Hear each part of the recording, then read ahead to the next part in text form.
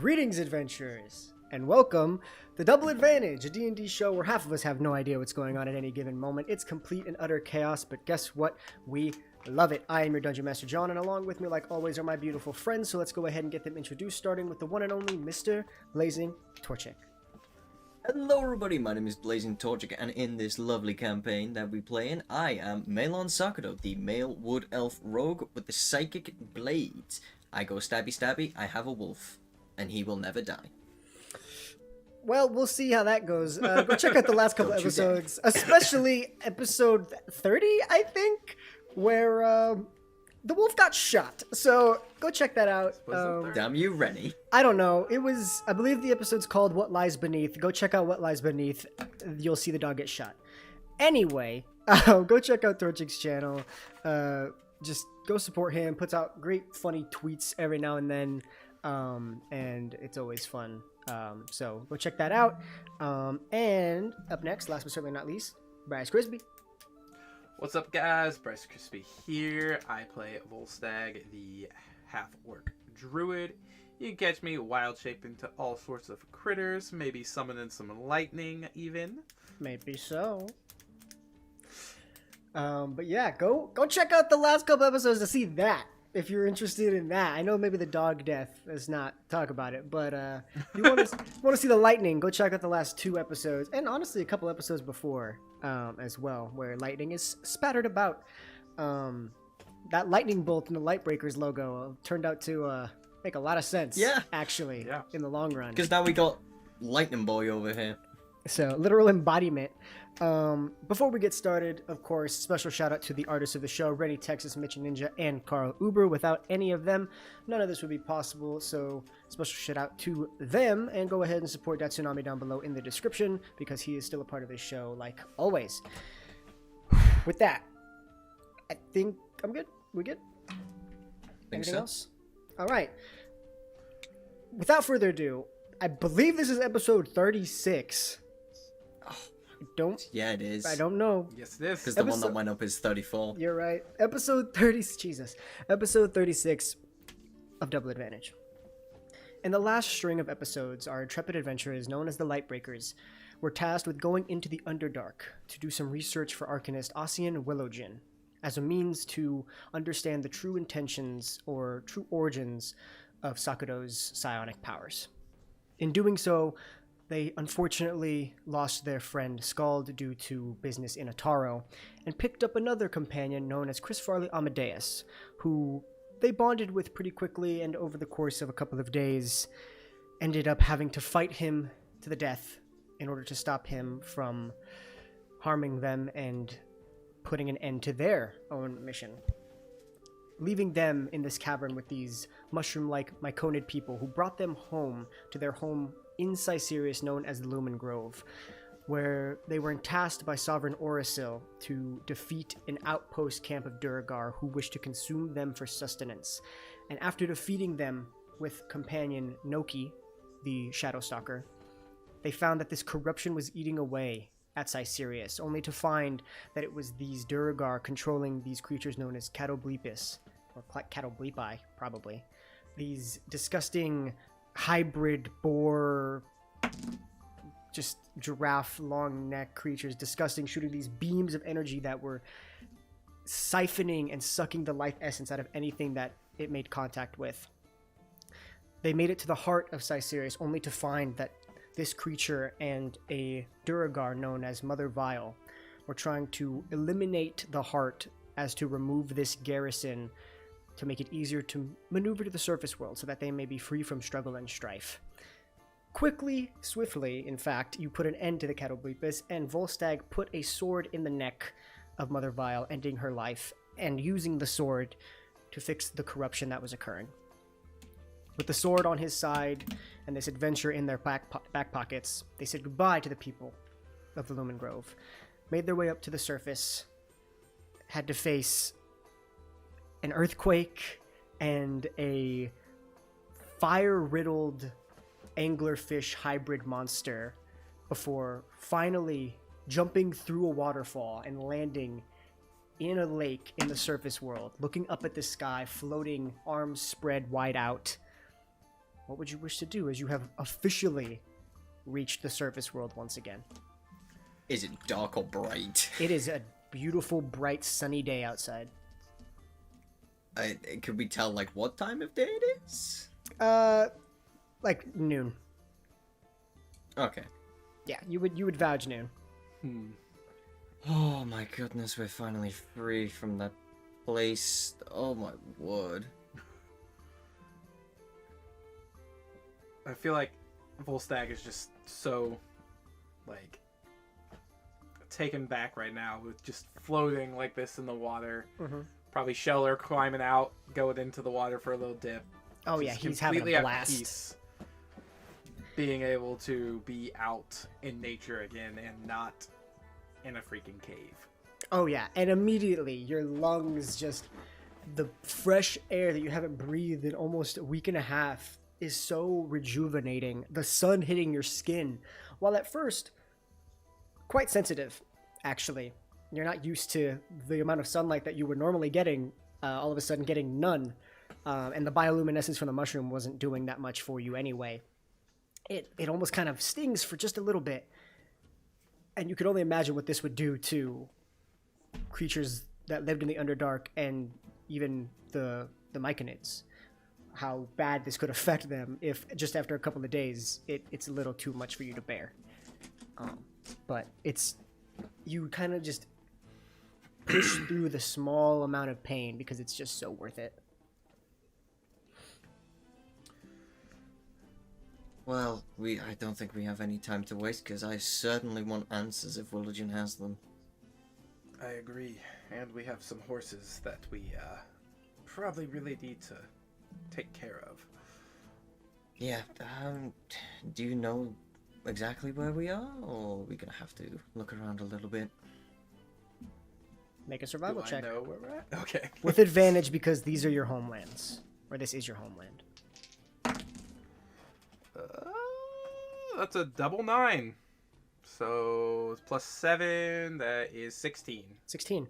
Whilst you don't know, like, pinpoint, like, I know exactly where we are, you do have a vague idea of where you are and how to get back. Obviously, there's markers all over this area that you can use to guide yourself. Not an issue at all to figure out where you need to go. But as you're, looking around, you have noticed that while when you had entered this side of the region, right, especially after leaving Ataro and being on the boat for so long, after time, like, it is currently the fall seasons. And when you went into the Underdark, everything was still that green color. And now as you have exited, you look around and the trees start to have this very faint yellow tint to them, as you can visibly see the effects of fall occurring in front of your very eyes. The temperature itself hasn't dropped quite yet.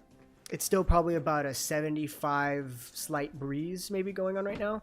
And the water it's not warm per se, but it's also not like freezing cold. It's probably maybe 60 degrees. It's not bad at all. But you can see that there are visible signs now of fall arriving. Okay. I'll look over to Sakano and go, well, I believe it's this way. Well, let's get going. Start swimming towards the edge of the pond. And Alrighty. So, as you do, go ahead, just make a survival check to see if you can continue to trek forward in the direction of your home. A normal one or with advantage? I would say on this one, yeah, advantage. I would say you're in your area, you know what you're doing. It would make sense to have advantage here. Okay, that's 18 plus 7. Easy. 25. For the sake of expediency, after about a day's worth of travel, so we'll say like not like a full day, but like a day's worth, so about 6 or 7 hours, you eventually start trekking through. You remember that from your home to from your home to where the Pearl Blossom mines were, where that was boarded up, you guys had camped right outside of there. That was a day's worth of travel. So you assumed it would take about a day to get there, and eventually, with that successful roll, you do eventually begin to make your way. It's already dark outside as the sun does seem to be setting a little bit sooner than maybe you were used to while on the surface. You do see the visage of your home. No lights or anything. You just know because the area is just so familiar to you. And you look over and you can see Cheese and Dodger still kicking. You can see that they have a plethora of water still. I remember you saying that you had not only given them water, but set up rain catching systems for them. You can only assume via how much water is still in the troughs that there was rain, or at least multiple days worth of rain since you've been gone, which was the most important thing. They needed water more than they needed food, and there does seem to be no more food. But they don't look malnourished. They look like maybe they haven't eaten in a few days, but not starving by any means, and definitely not like how you found Quellen. Okay. But you are back home. All right. Would there be any sort of like hay or grass or anything that we can feed the horses, just put in the food for the night while we rest? So, if I remember correctly, after you had left, when Hogan had passed, you stayed around for a little bit. You didn't have any more cattle. You used up the rest of your reserve for, your food's sake and other necessary things. You didn't have any horses at the time when he had passed. So there was stocked up hay, but you only gave them as much as you felt like you needed. So you still have some food material for them. Okay. You just weren't able to just like throw it all in there because you assumed that they would overeat or what have you. So there's definitely still some material for them to consume. Okay. Probably give them a couple days worth of hay, just Fuel it back up. Yeah. Okay.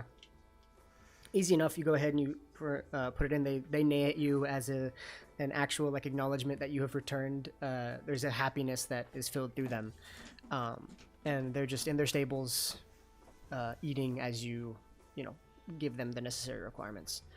Okay. I want to do a once over of the cart, make sure it's still. Okay. Go ahead and make an investigation check. 16. 16. After a thorough check, you look the cart up and down. You can see that it's hit a little bit of some weather worn, further solidifying the fact that it did rain at least a few times while you were gone. But it hasn't caused any like actual damage to it. You did cover it with a tarp before you left. Some of the water just happened to seep through, but nothing too major. It's good condition. All right. I'll look to Sakato. Well, the horses are fed. They seem all right. The cart seems fine. So one last stay here and then set back to Willogen in the morning. Yeah, that sounds like a great idea.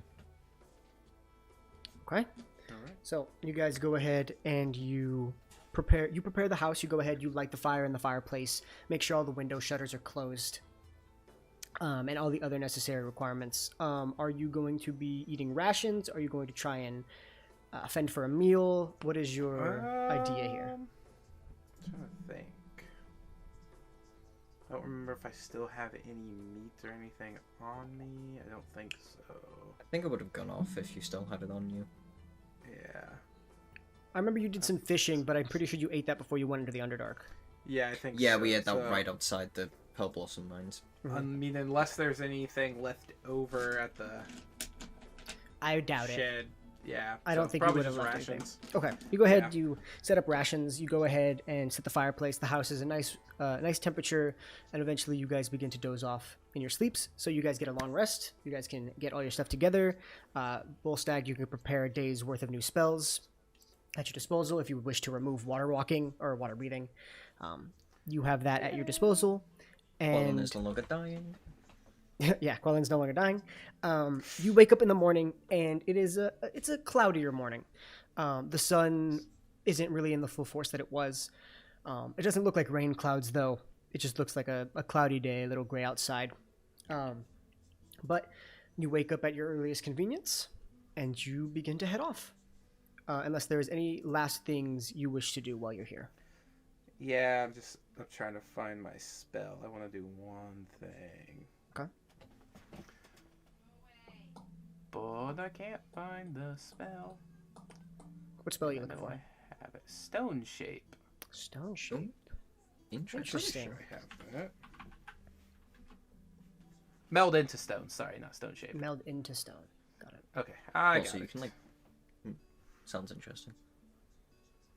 I've only seen that spell used like twice, so we're gonna figure it out right It's here. a third level ritual, but I'm gonna plan for it. Okay, so wake up, get everything prepared to leave. But before we leave, I'd like to go to Hogan's grave one last time. Okay. And I am going to cast Meld into Stone on his scimitar and merge it into his gravestone. I'm gonna cry. It's so sweet. Okay. So you go ahead and you hold on to his scimitar, the scimitar that you held so dear ever since he passed, the meaning that it has for you, the meaning that it had for him, now laying with him for the rest of his days. Just gently stick it in as a tombstone of sorts, as the scimitar is now forever melded into the ground. And that was about a 10-minute ritual, so you didn't need to expend a slot. And you have now placed that in the ground. And you look at the two graves. Because your mother... Did you ever create a headstone for your mother? There would have been plenty of time for you guys to do that if you intended to. But I don't know if we ever did, but we can. Yep. if you wish to do that as well, that's also something you may do. Yeah.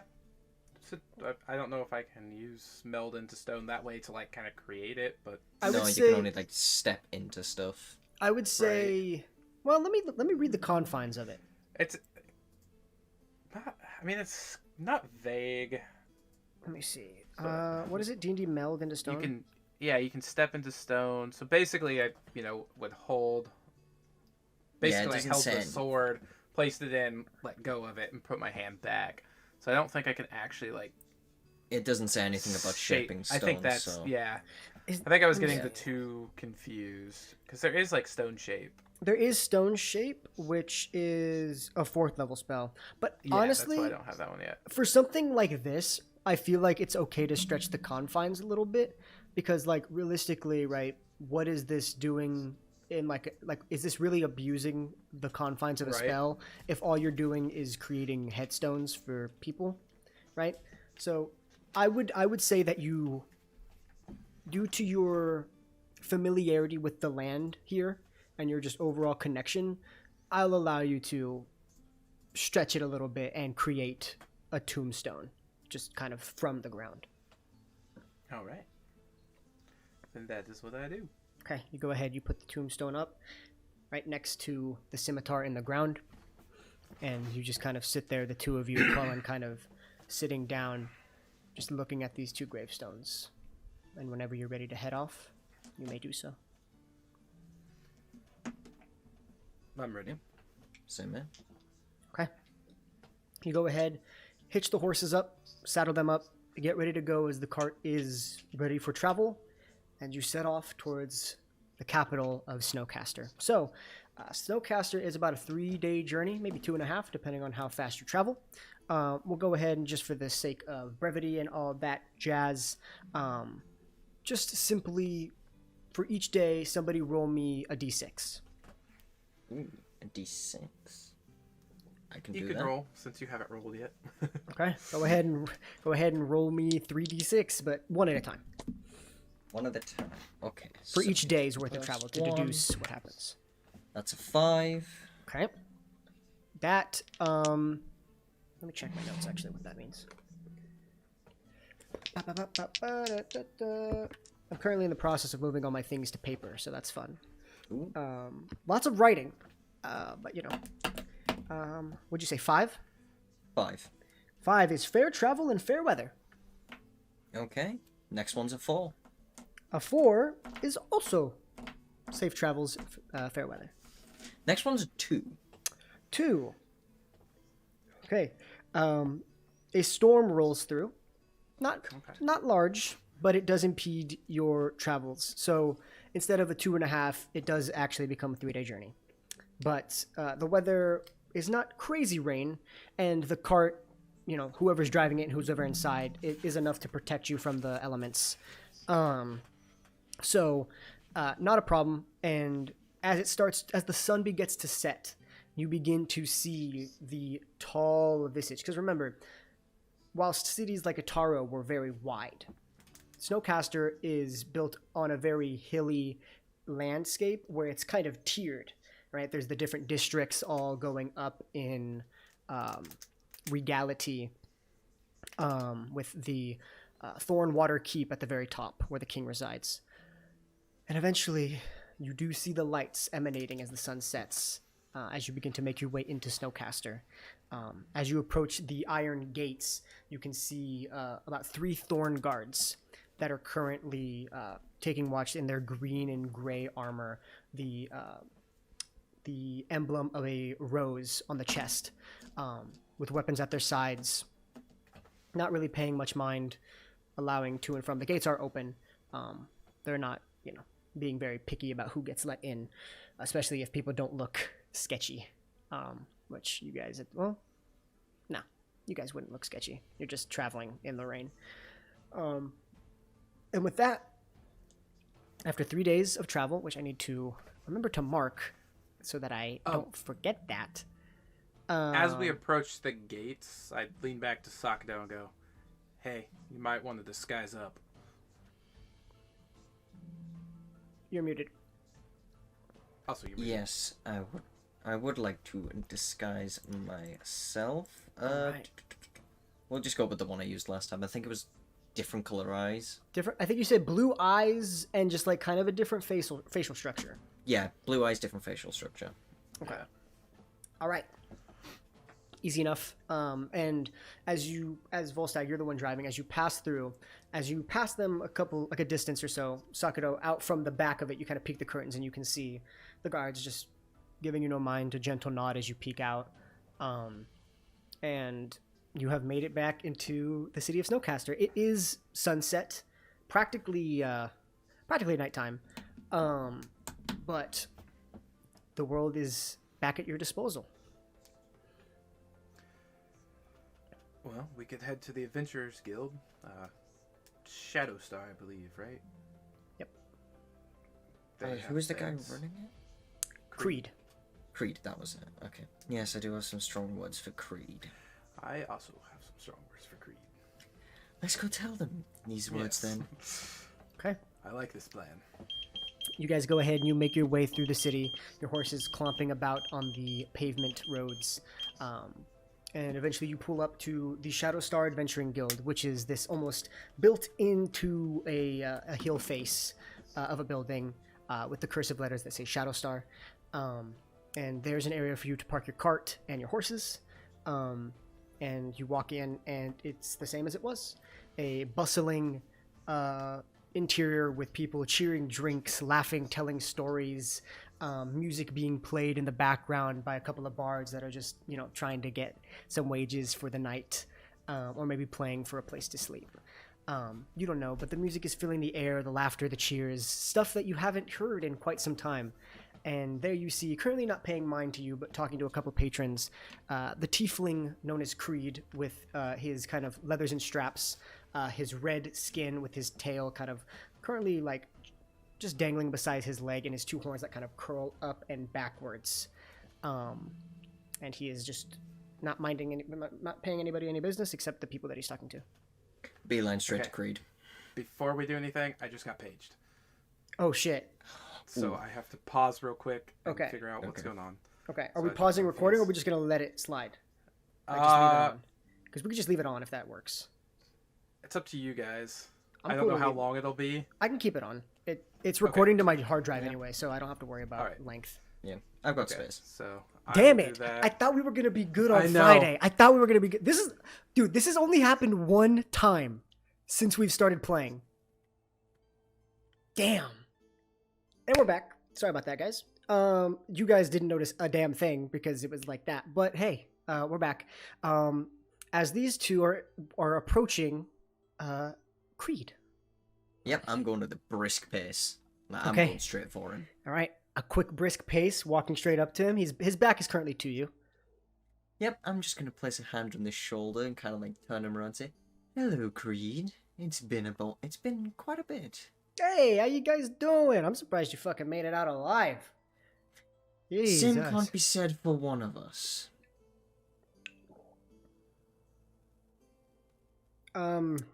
We have some questions we'd like to ask.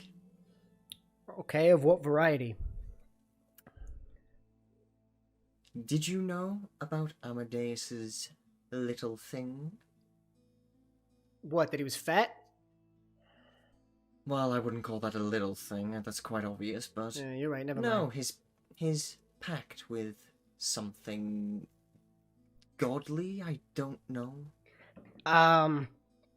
Are you implying he made a deal with a devil? Is that what you're trying to Yes, tell me? that's exactly what I'm implying. The devil has in fact also contacted me. Jesus. Wait, Jesus doesn't exist. Damn. That's some heavy shit. Where is he? Dead. Oh, more accurately, in Volstag's stomach. You could see that the entirety of that table that was like not the whole like place or whatever, but like Creed and like that whole table he was talking to are like extremely confused. You see a couple of them get up and walk away like really like is that okay, let's calm down. Come here, let's talk cuz now I'm intrigued. Come just follow me.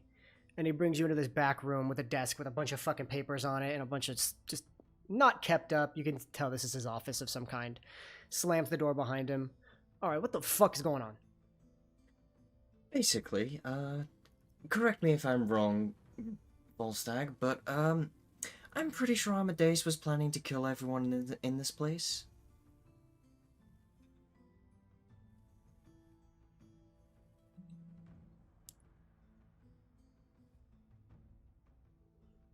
For fuck's sake. Okay. No. To answer your question, I didn't know he was involved with a demon. And if I did, you think I'd let that bastard stay here? If his plan was to kill this entire freaking guild, you think I would have let him anywhere near the place? Good, I'm glad I don't have to hurt you now. Oh, Jesus. Damn. Who's Jesus? I don't know who Jesus is. Anyway. All right. I get it. I'm sorry. I had no idea, all right? To try and stop your brain from going on a temper tantrum, I had no idea. Genuinely, bottom of my Insight heart. check. Go ahead. Let me roll as well to see. Ooh. Okay. Higher than a 9? You believe him. Okay. You believe him. Volstagg. Observant. Passive perception. He's telling the truth. Or at least you think that he is telling the truth. Look, I didn't know. And I feel extremely terrible knowing that I put you in that position. So I hope, what it's worth, you forgive me. Because I genuinely had no idea. He was just a funny fat guy who liked to party and had balls of steel. So my apologies for thinking, maybe there wasn't anything going on there. Maybe I should have been more insightful about that. Yes, I would recommend you scream. Yes, Well, he did get us pretty good. He was one hell of a charismatic person, so I mean, he fooled many people. Damn. Shit. How'd he go? You actually ate him? Like, is that for real? Where'd the rest of them go? You're telling me just this 5 inches of ash is all we got? Yep. Damn. You goof. The hell'd you do to him? Oh, did I do anything? I might have stabbed him a couple of times with an I'll operate a knife. This bad boy. Yeah. How did he turn to ash? If you ate him and you stabbed him, where'd the ash come from? Okay, so you didn't eat them. Okay, that's good.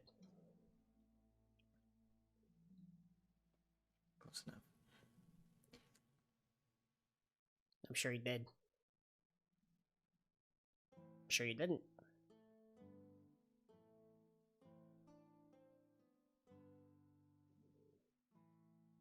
I'm sorry, what?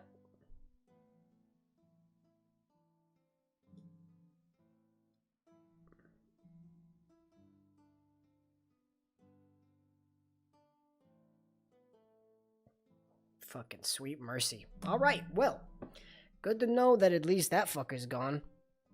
I'm terribly sorry you had to experience that. Anything else I need to be made aware of? You might want to run background checks on people you let in the tavern. That's a good Especially idea. if they seem very charismatic. Yeah, that's a good idea. I'll take note of that. Alright, well, thank you for your information. Once again, really sorry about that. Let's hope to make amends. Maybe. Right, let's hope for that. Yes, let's hope. On the house. I was just thinking that, Volstagg. On the house for sure, as he scoots back a bunch of unpaid bills off the table. Yeah, I can make that work. Yeah, no. No worries. You're not gonna hear any flack from me. Go on, have a drink or two. You always have the cots in the back. You're fine. So, and there is a genuine look of what the fuck, but also shit. Like, Volstagg, you can acknowledge that he is acknowledging a mistake. While be it not necessarily his fault, but he's owning up to it. So, you guys are now in the Shadow Star. If you wish to just take it by the horns, as you kind of have a free reign in here for at least the night.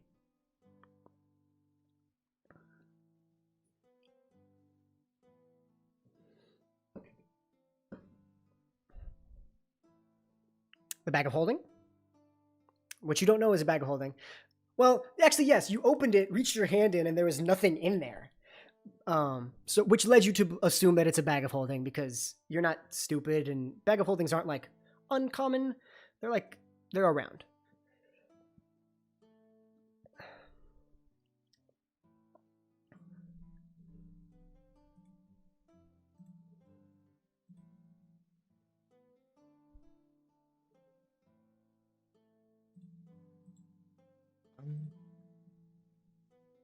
I'll just pick up the bag and I'll, like, look at it for a bit. And then I'll turn it inside out. All right. You go ahead, you turn it inside out. All these things just fall onto the table. Oh, shit. Like, is there anything massive or big or anything? Or are they all just, like, relatively small? Like, does it go off the table, or is it No. all on the table? It all stays on the table.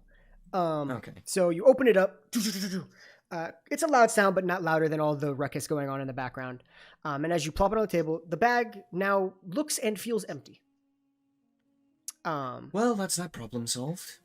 And as you dump on the table, you see, at a first glance, 50 feet of hempen rope, 2 potions of healing, an herbalism kit, 5 gemstones of some kind of gem that you don't both immediately recognize. It is an opaque black gray gemstone. You see 3 of these acorn-sized spheres of brass, as well as 7 glowing bioluminescent mushrooms. Okay, we're putting them back in the bag. You go ahead and hurry, just putting them back in. So those are 7. I have everything put in the bag of holding on D&D Beyond for you already. It's hidden, so you can now open it and see it. So you have, and I'll just read it all to you. You have 50 feet of hempen rope, 2 potions of healing, 1 herbalism kit, 5 gemstones of hematite, which is a opaque black-gray gemstone worth 10 gold pieces each, 3 explosive seeds, and 7 loom shrooms. Sorry, explosive seeds? Those are the brass acorn cylinders, or spheres. Well, You don't know what they are. That's the only thing... yeah. That's the only thing you don't know. They're just these brass balls, around like a golf ball sized. Yeah, go ahead. Make an Please investigation. don't set it off. If you set it off, oh god. Just blow up the tavern. Oh, no, it's a guild. Oh yeah, baby, let's fuck it up. No. You go ahead. No. And you're holding it in your hand, and as you're kind of messing with it, you kind of click, and it makes this click sound. And you swear you hear a fuse. Boom! As it just explodes. I need you both to make dexterity saving throws. Can I uncanny dodge this? If it hits. Dexterity saving. Oh, I defaulted to D&D Beyond, and let me roll an actual dice because I didn't roll. 15. 15. What did you roll, Volstagg? Okay, Volstagg. I don't know how this works. Volstagg, you take 1 point of damage. How big Sakuro, was this explosion? I rolled a 1 on the die. So Sakuro, since you succeeded, if you use Uncanny Dodge, I'm pretty sure you just take 0 damage. Yeah, I'm gonna uncanny dodge. Yeah. Just like backflip So over it a just chair goes. or something. It's just you hear the fuse. It's just it spreads. It was basically a dud, but it spread. It just you could see the shrapnel shooting out. It actually, some guy's in the middle of drinking and it shoots through, and the glass just. And he's like, "What the fuck?" And like everybody's looking around. You have one single piece of shrapnel stuck in your cheek. Pull it out. Just gonna slowly and carefully put those back in the bag. What the fuck are you doing? I'm sorry, Creed. Jesus. We don't know what that was. You're coming here telling me Amadeus is dead. Now you're gonna blow up the place? That's what I'm talking about. Keep going. Keep doing that. All right. Everybody, it's all right. These guys are just fucking stupid. So... Right, we're not giving you them again. So, basically, they do 1d8, I think it's piercing damage, as you shake it, and there's gunpowder in there. Yep, they're going in the bag. Yep. Well, I suggest we keep everything in the bag and like have Willigen look it over. This was held by a Durgar after all. Okay. Will we know their potions of healing? Yeah, they look exactly like the ones that... They're in different containers, like more like homemade, you could tell. Like the glass is a little foggy and maybe used, but it's the exact same consistency and liquid. I will take one of them and put it with my other potions. Okay, keep Just one in in the bag. case. Okay. Yeah. You So got the I stones have too, 3. or the gemstones. You can put those back in the bag. Anything else you wish to do?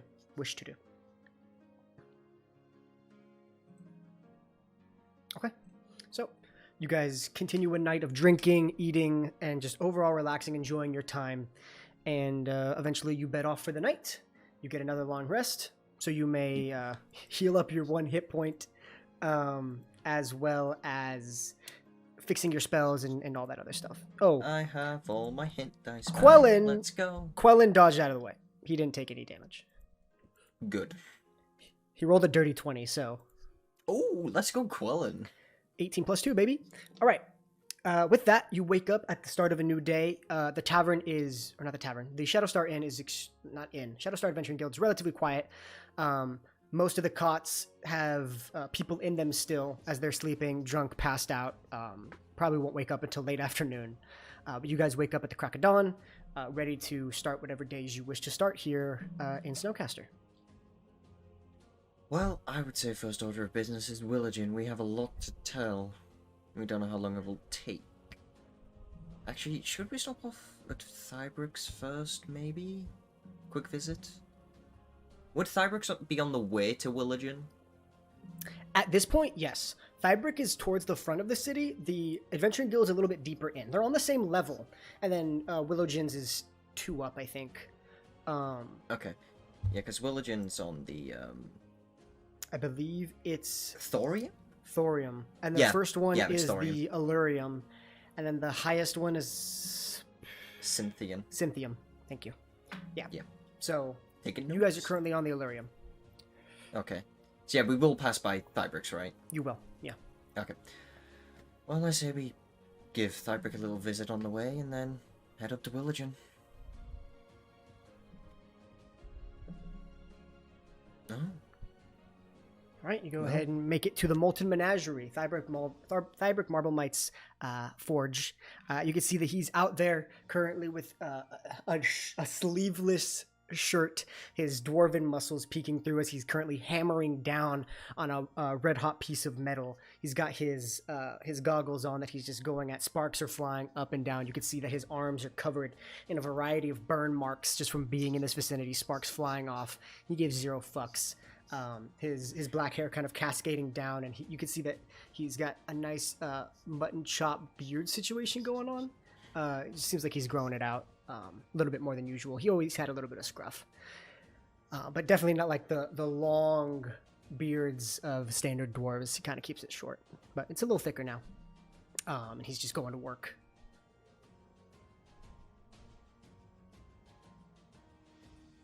Just turn up, Ulstag. You one of them? Hi, yes. Hi, lads. Welcome back. What are you doing? How have you been? It's so good to see you. And he takes his goggles off. He throws them on the counter. Comes up and he gives you a big old beefy dwarven hug.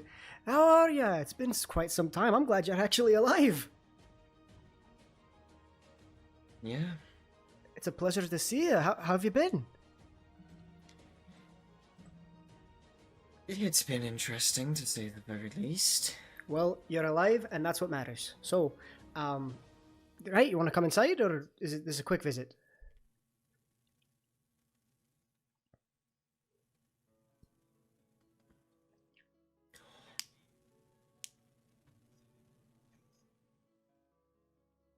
Well, fuck. That's pretty cool. Where'd you get that? Where'd you get that? That's nice. In the Underdark? You're fucking pulling my leg. You didn't get that from the Underdark. Are you shitting me? No, we're not.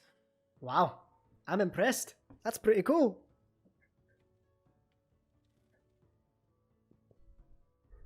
Pfft, hell if I know. You think a dwarf could make that? Well, thank you. I appreciate that. But, I mean, it's not even metal. It's glass. How does that even work? Do you mind?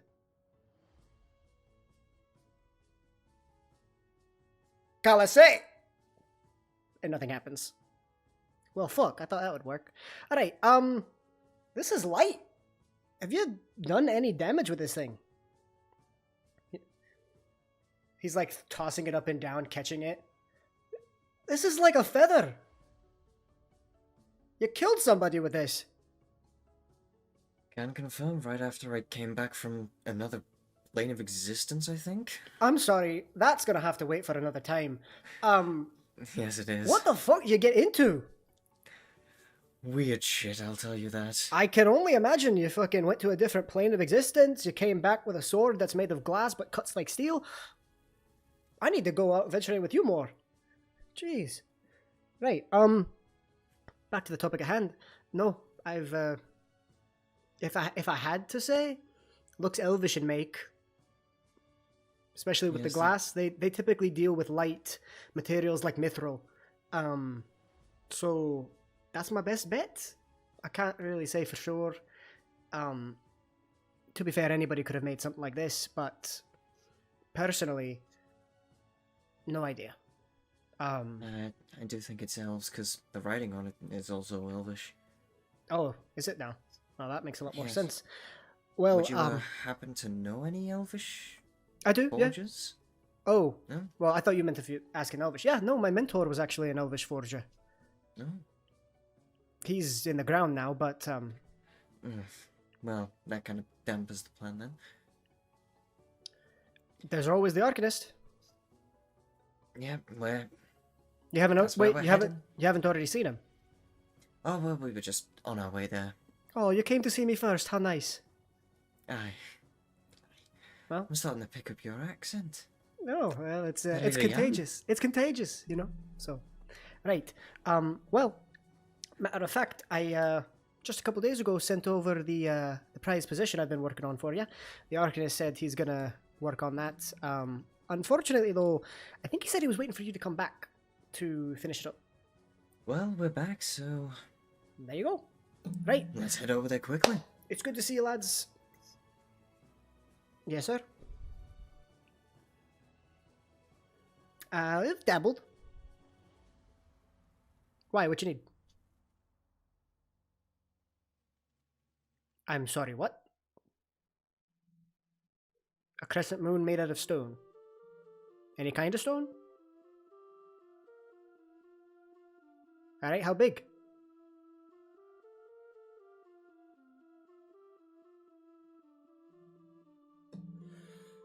Alright, yeah. I can make that work. Just a crescent moon. Maybe that big? Maybe a little smaller?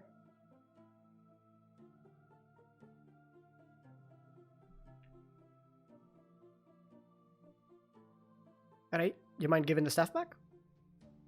Alright, give it. Alright, yeah, no, I can get that done. A couple of days. Gotta acquire the right stone. If I go out finding stone from the middle of nowhere, it's gonna break, so I gotta get in my contact with my stone guy, and I'll be good. Ah, alright, fine.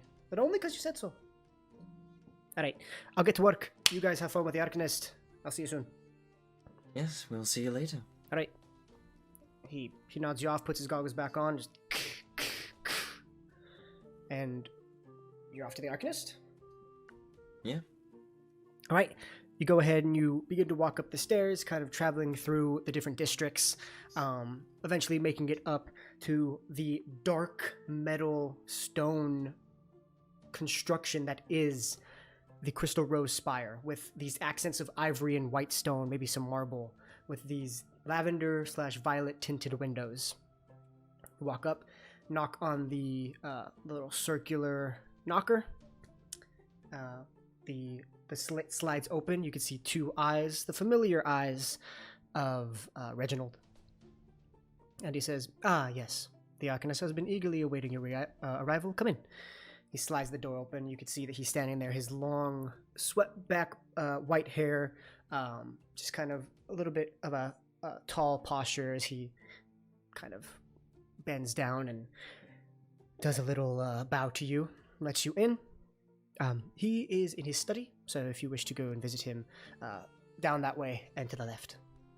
Yep. And at this point, I'll draw my disguise. All right. He's like, right, forgot about that. Well, like I said, he's waiting for you. Well, not waiting for you, but he has been. You get the point. Yes. All right, be on your way.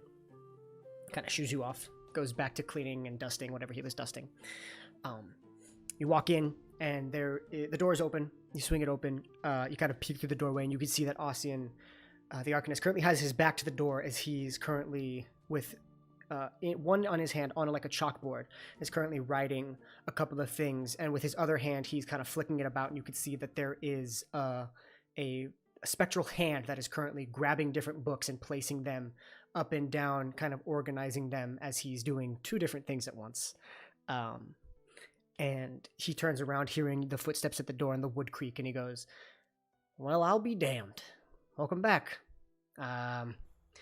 Where's the large one?" That's a long story. All right, we'll skip it. Speaking of, we have a long story to tell. Never mind, we won't skip it. Come in. Sorry, I'm getting things situated. I need to organize better, so I'm trying to, Anywho, you're alive. That's fantastic. I half expected you to die. I'm just gonna be honest. I mean, we nearly did. Well, I guess I wasn't half wrong. I owe Reginald 5 gold. Anyway, so, go ahead. What you got? Right, so, in regards to the fat guy, he's dead. You can't just say these things while I'm drinking water. Jeez. All right. Well, Amadeus is dead. casually just dropped that one. That's the least important thing that happened, apparently. Well, a lot of stuff has happened. He kind of turned on us. He was possessed by a devil or something. The devil contacted me. You can't say these things while I'm drinking water, Sakado. Now continue. I'm sorry. I'm smarter than that to drink water around you. Continue. Okay, so, basically he double-crossed us. He was possessed by a devil. The devil then contacted me. I told the devil to fuck off. And, then there was Duergar and mushroom people. Rewind. Myconoids, huh. Kind of. Yes, what Volstagg said. He's not looking. He kind of just brings a hand forward and he watches a book flies off the shelf and he catches it. Myconoids. Oh, okay. Huh. I thought they were a myth. Anyway, throws it back, and the hand catches it and puts it back on the shelf.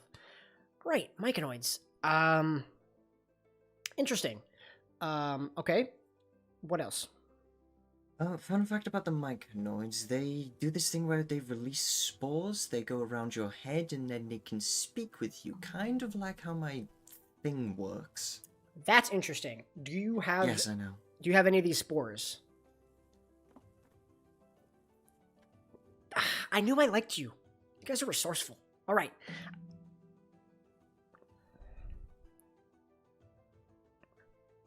Okay. Holding them in each hand. Right. Okay, I'll use these. This has a magical property to it. I'm just gonna be honest. Are you sure you want me to... I can use just these if you don't want me to use the actual item.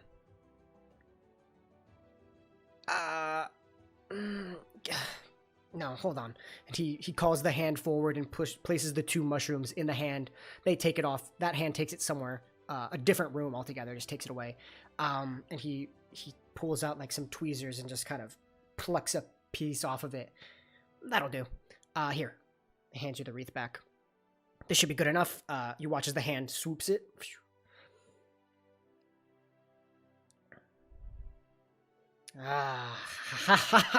I knew you guys were smart for this. All right, cool. And you watch as it comes by, picks it up, and takes it off into another room. Anything else? Because you're giving me more than I thought you'd give me, so I'm happy. Also, I think I should explain the wolf. I didn't even notice that. What's up, little guy? Yeah. We met him. I can speak to him. I'm sorry. What? Yeah, you know that little red thing you were Yeah. just talking about? Yeah, that works on him. Oh, this is great. Right, he doesn't speak back. That's But fine. he understands what I say. That's incredible. That's a scientific breakthrough. That's an arcane breakthrough. My goodness. And I thought you couldn't get even more interesting. Wow. Okay. Any other relevation? He's currently sitting back on nothing. Just etherealness. He's currently sitting cross-legged. I have to know more. Is there anything else you got for me? Okay, so there were these, paler Duergar, I believe? That, they seem to have very similar things that I could do, like blades that were kind of like mine. And when I stabbed the Duergar, with the knives, they weren't too shocked by it. It's intriguing. It's like they might have been used to it already. So you're an oddity on the surface, but you're a commodity in the Underdark. That's insane. Okay, Yes. so my theories are correct. I was thinking maybe this was something more along the lines of illithits, mind flayers. You didn't come across any of those by chance, did you? I don't believe so. Well, you're alive, so I would assume you didn't.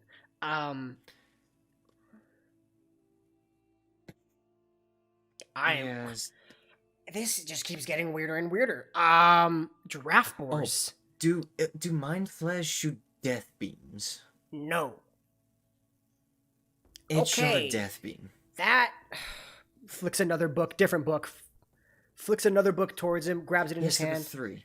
Death beams boar, you said? Long neck, long tail. Okay. Foul smelling stench? Yes, very. Oh, fuck. Catoblepus. Yeah. I'm sorry, what? Well, yeah, cattle I bleepus. agree with Voss like that. I hate them things. Yes, they corrupt. Interesting thing about them though is when they're what's the word? When they're domesticated, you can make really excellent cheese out of them. I don't want anything from that thing. It's called death cheese. I would rather die than eat that cheese. It's actually tasty, apparently, but hey, I mean, I'm not one to judge. Anyway, Cataplepus, Myconoids, Duragar, talking to a wolf. Does it get any weirder? Oh, we haven't even scratched the surface, my friend. We haven't talked about how he went bald. That's not as interesting. And then shot lightning everywhere. That's interesting. Because of why? Because of why?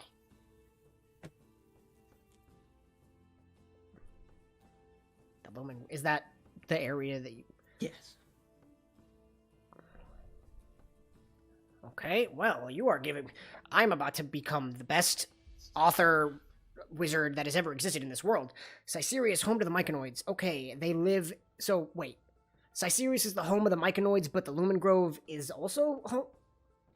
I think the Lumen Grove is like the general, like, big area. So, like- Cycerius is more of a city. So, like, the Lumen Grove is the capital of Cycerius. Yeah, or more like the region, Okay, I would say. that's... Okay.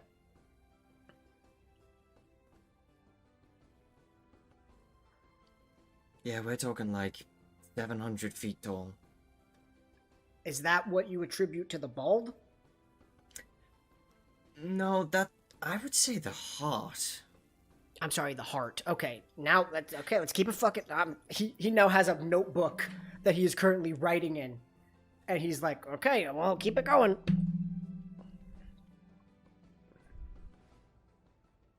Yes, that thing as well. That was near the heart.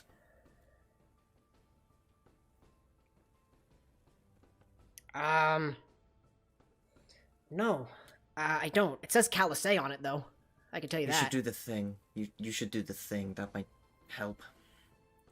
Okay. Have it. Okay. Wow. You guys keep getting more interesting and more interesting every time I meet you. Okay, holy shit, is there a storm in that thing? This is incredible. Okay. It gets more crazy than this? Oh yes, we haven't got to the dimension hopping. I think I did. Oh my god, I need to go into the Underdark. Holy shit. This is incredible. Okay, I'll send somebody You to go might do go it. bald. Okay, yeah, no, I like my hair. Okay. Let's calm down. Let's table this. This, I have means to deal with the sword. Honestly, you know what? And you watch as the hand comes back with this, like, tray. This metal tray. Anything you need me to examine and look at, put it on this.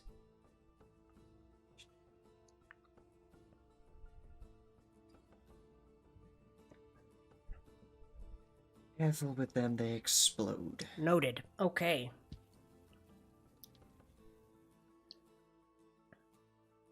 Okay.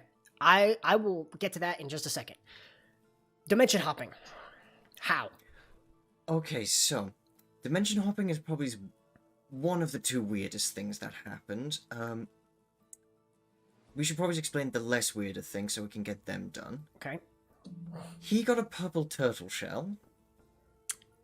Okay. We don't know what it did. Awesome. He just gained a turtle shell. I started floating and my psychic energy went into a shield, I can presume. Did you start That floating? was weird. Did you start floating because of your psychic energy, or out of a different volition? This was... I just started floating after I stabbed something, and then I stabbed something again and I gained a shield. Okay. All right. This is. Are you sure? Are you sure these mushrooms weren't psychedelics and that's what's going on? Because that would explain a lot more than what's actually going on. I mean, that might also explain the other thing that we're going to get to. Okay, mushroom flew at you. What happened? Great. It's just gone. Great. Okay. giant mushroom collided with you almost and then disappeared. Okay, what do you have? Oh, we forgot to mention Noki. We were also accompanied by a, myconoid, if that's what they're called. Yes, I think that is. Yes. She had a name. They had a name. They. Yes. I'm sorry. Terribly sorry. Yes. It's fine. I'm confused as well. Okay.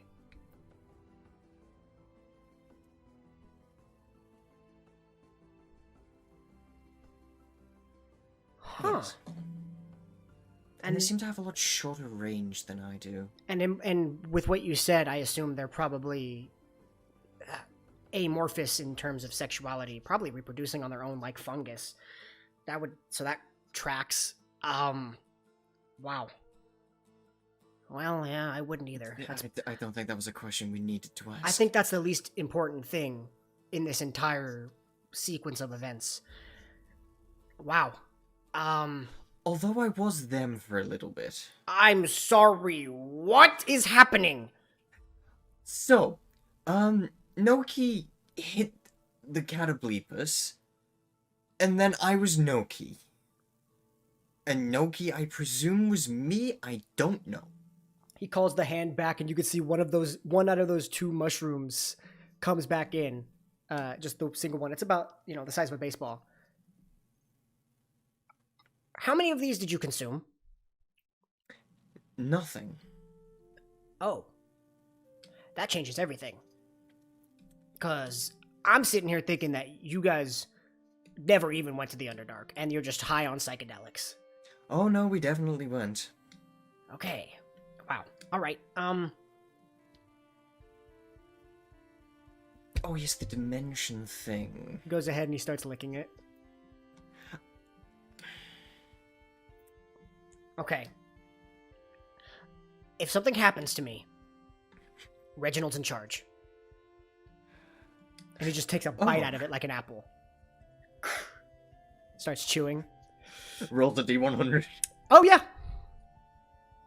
Wait, what? Yeah. Wait, don't you? Wait, you're joking. No, I wish that I was, but I'm not. Please, I need these mushrooms in my life. Okay. Alright. Well, 6, technically.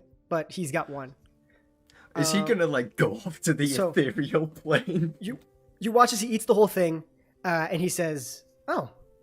Huh. I haven't eaten all day, but I feel full. That's great. That's really interesting. And then you watch his hands start shaking. That's not interesting. Oh god. I don't like that. Is this a familiar sensation that has happened over the course of... We should take cover. Everybody's just like, okay. I just stand in front of Quellen. Okay, I'm going to roll it in Beyond, just so you guys can see it. I'm going to roll it in Volstag's. D100, roll! Is that a 92? That's a 92. Typically, the higher ones I've noticed are not great. 92. Well, 100 for me was pretty good, but I never got to use it. Okay, 92. I have to actually open the... Okay. Oh god, I can't believe this is happening. Hey man, I didn't think it would happen either, but you guys opened the bag a lot sooner than I thought you would. It's not gonna just went... Okay, I have to freaking get this... I have to get this spell actually open. Oh, Okay, it's a 92? spell. Oh, god. Or not the spell, sorry, the sheet. 92. Wow! It literally doesn't do anything, but... Well, it does, but nothing that you can see. Does he go bald? You watch as the shaking just stops. Am I supposed to feel different? I think he might have got a dud, I'm not sure. Some of them can be duds, so you have done this before. No, but some things they just haven't really done anything. They do Okay. Wait, have you tried walking around? I know Noki had a thing where every time they stepped there was weird writing. Starts walking around in a circle. I have no idea. Well, I've got no clue either. For context... Okay, which is true. For context, outside of the game, if Ossian Willowjin is to die within the next 24 hours, he comes back immediately as if the reincarnate spell. What?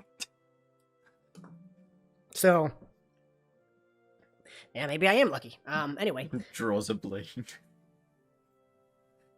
calm No. down. Anyway, No, it's... anything else that I should know about? Okay, right. This all happened in quick succession. I swapped bodies with Noki. Okay. I was a Myconid. Okay. What was that like?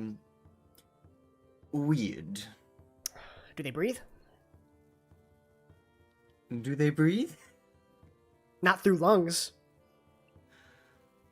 Well, I feel like I was missing like 100% of my organs. That checks. Okay. Good to know. Okay, body swapping, dimension hopping. All right, that's a lot to take in. Anything else before I combust? Right, okay. So I went straight from the body swapping. I went back to my body, and I was floating in pink space. Do you have any idea what that might be? Are you talking about the astral plane? I'm sorry, the what now? The astral plane. Are you talking about the astral plane? Is the astral plane pink? Yeah. It can be. Do you float in there? There's a lot of different planes of existence where you float, so, I mean, probably. Did you see anything? I saw pink? Yeah, alright, that checks. Probably astral plane. Interesting that you went to the astral plane. Huh. Weird. I went back? So these mushrooms do weird things. Clearly. Okay, I will make sure that this does not get into the wrong hands. And then he looks at you. Maybe they're already in the wrong hands, but I'm not gonna stop you now. Well, at least we won't blow up. That was a fear of mine down there. Blowing up. I mean, who knows what they do. Speaking of blowing up, I can tell you right away, that little fucking acorn thing, yeah, that'll blow up in a heartbeat. Yeah, we found out in Shadowstar. Yeah, those are explosive seeds. I don't need to do anything on those. They're not magical. They're gunpowder contraptions. Clockwork and the like. I will take one of them if you don't mind. That's fine. You can take them all. I don't need them. Okay, I'll just have them all. I don't need any of the Might be things you gave. useful. I asked for you to go do research for me. If there are other things you wish to give me in addition, I will accept. But if I don't need them and you want them, you can have them. Was there anything else, Volstagg? I think we might have covered everything.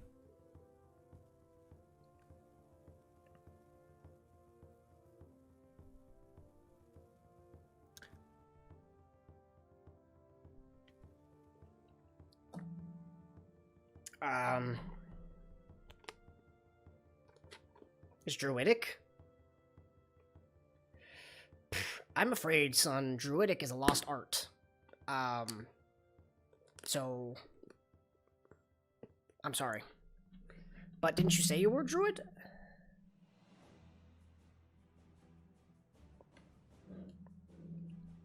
That's not a common language, so... Okay, well, sorry I can't be of service there. I have but one last question. Sure. Anything about an earthquake? Yes, we did have an earthquake. It was minute, though. But yes, we did have a small earthquake. Why do you ask? Oh, shit, were you... Yeah, we were leaving when that happened. Oh, that's not good. How close I honestly thought... Where were you? Under Keelmark, I would assume? Huh. We have I people honestly working... thought the other volcano went off. Oh, Quivervest? Fuck, I hope not. No, we currently have a bunch of people working on the origins. It just seemed like a standard earthquake. Based probably... From what I understand so far, I haven't been paying much attention. It seems that it originated close to Tarragos.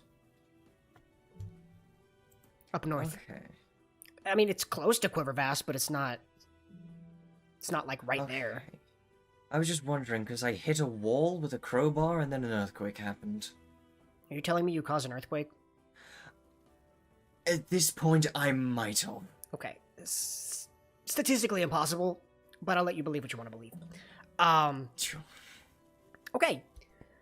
If we're done with the theatrics and the fever dream, I can get to these and help you out here. Okay, so what's on this? What did you place on this table? Okay. The Durgar finger. He's got the fragment of the fungal wreath.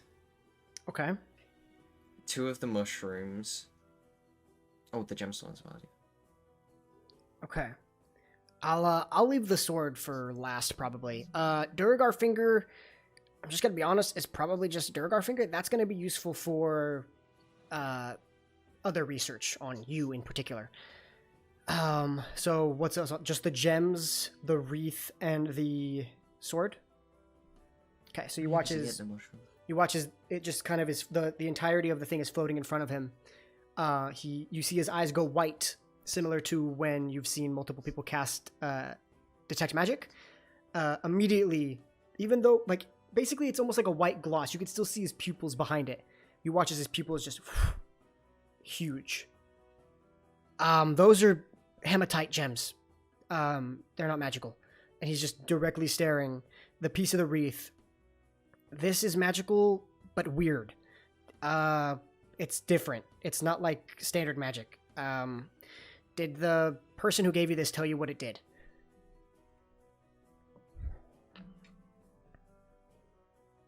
Okay. That's good to know. All right. And this. It's just, I can't even read it. I don't know if either of you know how to cast detect magic, the spell that they teach. But when you do so, things glow in coordination with a color representative of that specific school of magic. This is just glowing to the point where it's almost blinding me. And you watch as he cuts the spell off. That's gonna require something bigger.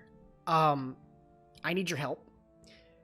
It's gonna take a lot out of me, and it's gonna cost a lot of money. But oh god, I'm willing to give it a try because of how interested I am. So, if you could, and he starts giving out these orders for you to grab a plethora of different things off of shelves. So, what I need you guys to grab,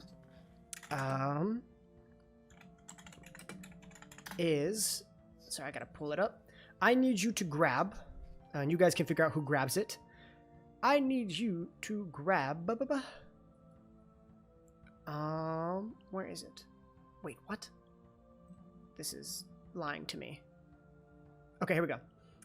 200 gold pieces worth of incense, which he has scattered about, and 4 ivory strips worth at least 50 gold pieces each. He wasn't kidding with expensive. No, this is no joke. This is heavy shit. But only the incense is going to be consumed during this process. The ivory strips I always have on me to use. It's just, so I'm down 250 gold, but whatever. All right. Help me set it up. And so he starts pointing you to set it up in this. You watch as he pulls. There's a center rug that he pulls, and in the middle of it is this runic, like magical glowing circle of different runes, drawings around, and starts telling you where to place everything. And after that, he says, Volstagg, could you put the sword right in the center, please?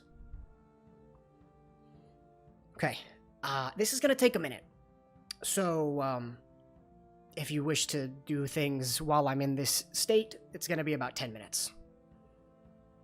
So, just putting that out there. Let's see. Yeah. I thought it was because it was what's it called when you do it? A ritual. But it's a regular spell. It just takes 10 minutes. It's not even a ritual. But I thought it was a ritual so I could make it do 20, but it's not. Okay, and you watch as he sits cross-legged in front of it in the circle and starts kind of pulling his hands over, and you watch as this dome shoom, forms over him, blocking you from him. And it's a magical kind of shimmering dome of this white silver energy. And you watch as from the inside of it, runes begin popping on the inside of the dome, in and out, in and out, in and out, just flashing and swirling around. You can see his hair is like wisping inside of the dome. So what do the two of you do for the next 10 minutes as you watch this happen? Because Sakato's back here. Last time we tried to get a little bit funky with the knives. Sakato is going to attempt to form a short sword from the psionic energy. Okay. Go ahead and make an intelligence check. Just straight intelligence? Straight intelligence. Oh, this is going to depend purely on the dice roll. No modifier. Natural 20. Okay. We got that cracking. You go ahead. You're holding your hand out. And you watch as the energy begins to coalesce and collect on your hand. And you begin to think. And as you're thinking, you get these flashes in your head. They kind of twitch in your head of that night, that meeting, the bloodshed. And it starts to form a dagger, similar to the two daggers you used that night. And you're holding and you're focusing and you're trying to push that from your mind. Shing! A sword. Holy shit. So it's like a short sword. It's a short sword, and as you're looking at it, you're kind of shocked. But looking at it and feeling the energy, you hark back to that night, and it shunts back to a dagger. Fuck. Right. Well, that's... Did you see that full stack?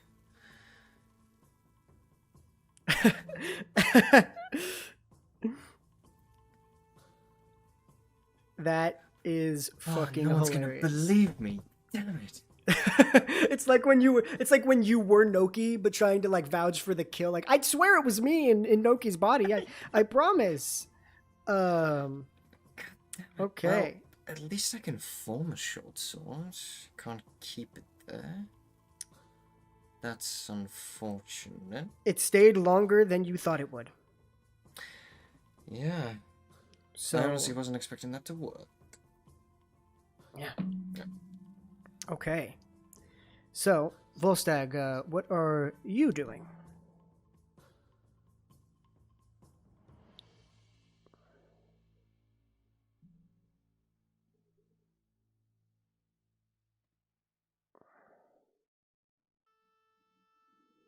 Okay. Make an intelligence check to see if you can understand what's going on within the half sphere. Let me think. I need to think. 11? You're pondering, but it's just... It's too much. It's too much stuff you don't understand. And... You try to make sense of it all, but it's all just... It's similar enough to the rituals that you have done, but there's different elements, and it's too much. It almost feels like he's doing two separate rituals at once. And it's just too much for your brain. So, I need to...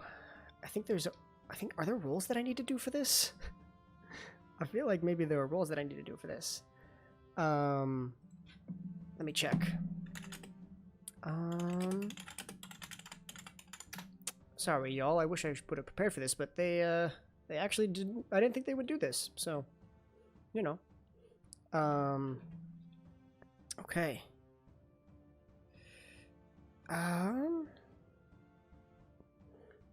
Let's see. All right. Alright, no, there isn't one. I lied. Okay, so what that means is after 10 minutes, you watch as the dome and a gust of wind kind of pushes all you back. The lanterns that are currently firelit begin to flicker. And you watch as he is sitting there in a stunned, shocked silence. Just dead, staring into the sword. Well, that's either good or bad. Let's hope it's good. He's not moving. Oh god, is he dead? Right, check pulse, go.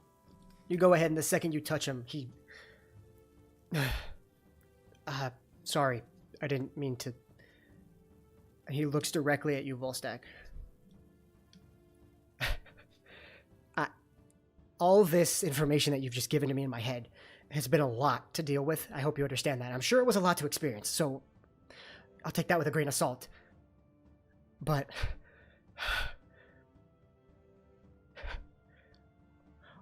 Are you the ones who said that you were looking for ordinances?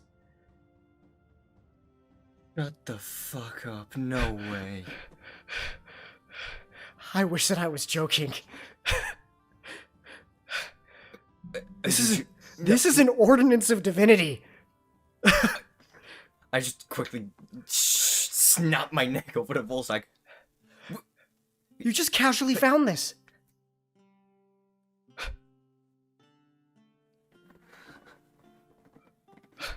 But yeah. This is a revolution unlike any other. All of the known ordinances are completely wiped from history. This isn't even one that is known. This is... The ones that are known... This is... I can't believe this is actually happening right now. Well, sir, you are a proud owner of an ordinance. Please take it. Wow, this must be revolutionary for you. I can't believe this. You must be ecstatic about this. Nice pun. I mean, you do look happy. I would expect. I'm sure you're more stunned, but I thought for sure I would have. This would be extra special to you. I mean, I can't even believe this. An ordinance of divinity made by Melora, and you're a Melora worshiper. How does that make any sense? What are the odds? Seems like fate. What are the odds? You seem a little confused. Are you not a... I'm sorry, maybe I'm being hasty. I noticed the pin on your bag.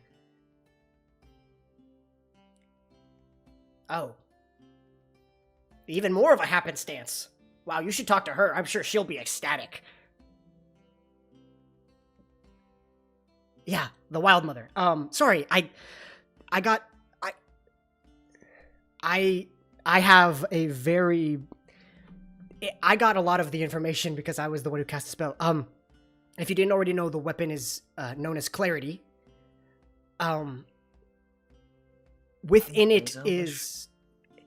I didn't get words, I got images. The spell is called Legend Lore, and it basically told me the entirety of its history. And man, it is extensive. Clarity was forged via the pure nature wrath of the Wild Mother during the Battle of Eros, as a way to fight against the opposing forces that were currently beating and battering them down. It was created via taking the lightning of a storm and crashing it into the beaches that she held dear, creating a material known as fulgurite, which is what happens when lightning strikes sand. The blade is made of fulgurite, and within it, that storm that struck the beach is still trapped within, allowing you to tap into it whenever you wish. It was used during the Battle of Eros in the Underdark region known as Caesarius. And I don't know how much you know, but once before, Caesarius faced an issue where it was dying. Something was going wrong, and Melora, alongside this blade, sent it down to her chosen one, her champion, known as Kyrie Alderberth, who fought to save Caesarius and eventually perished there, leaving her body there and the sword there for the last 500 years or so. Or no, 700 and whatever years, because the Battle Arrows happened at the 0 year, so 782 years ago. And it has been there ever since. And now it is in your possession. Well,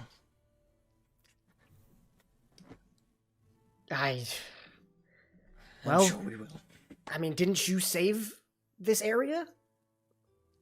So, I mean, you've already lived up to that legacy.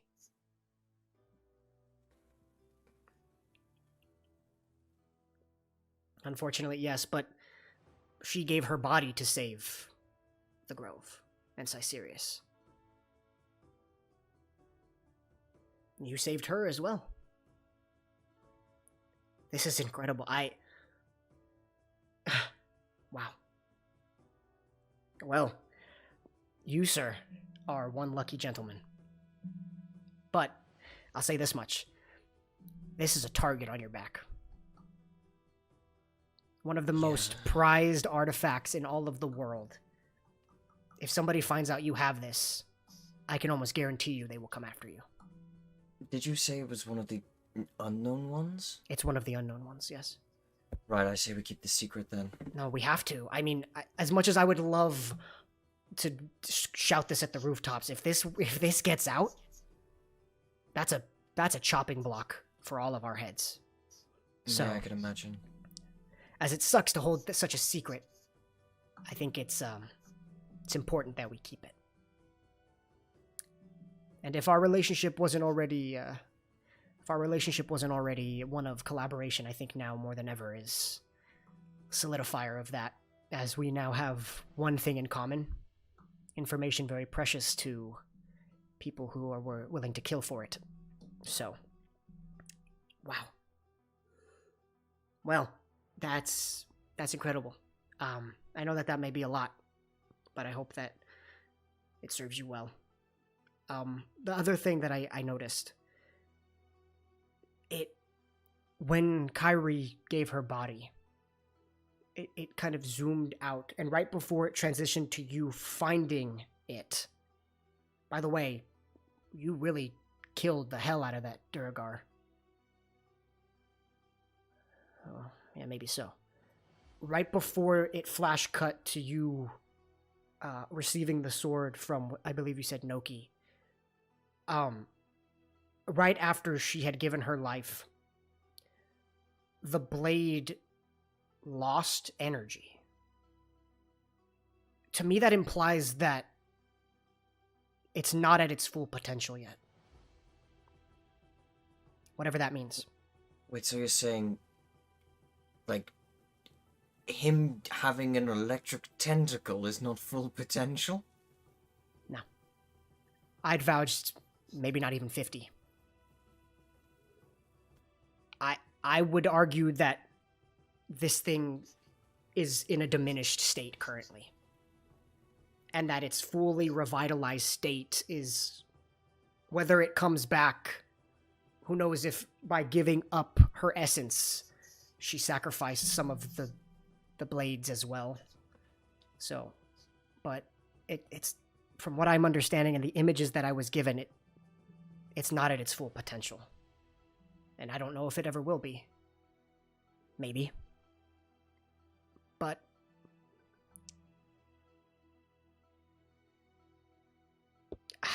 it just showed me a beach.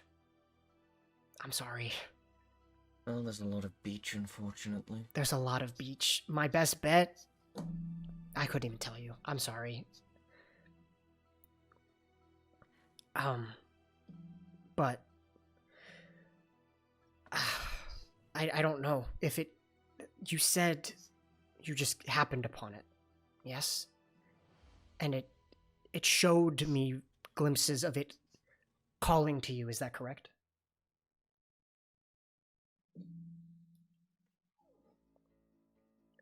This blade was forged for Kyrie, as Melora's chosen. I don't think it's uncommon for the sword to choose who it wants to be with. An artifact of this nature,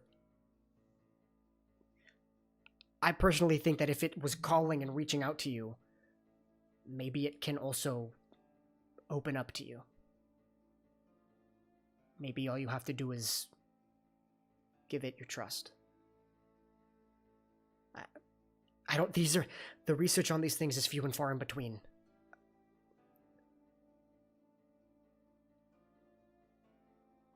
Let me look at the map. It's not here. I'll tell you that, it's not here. But the nearest one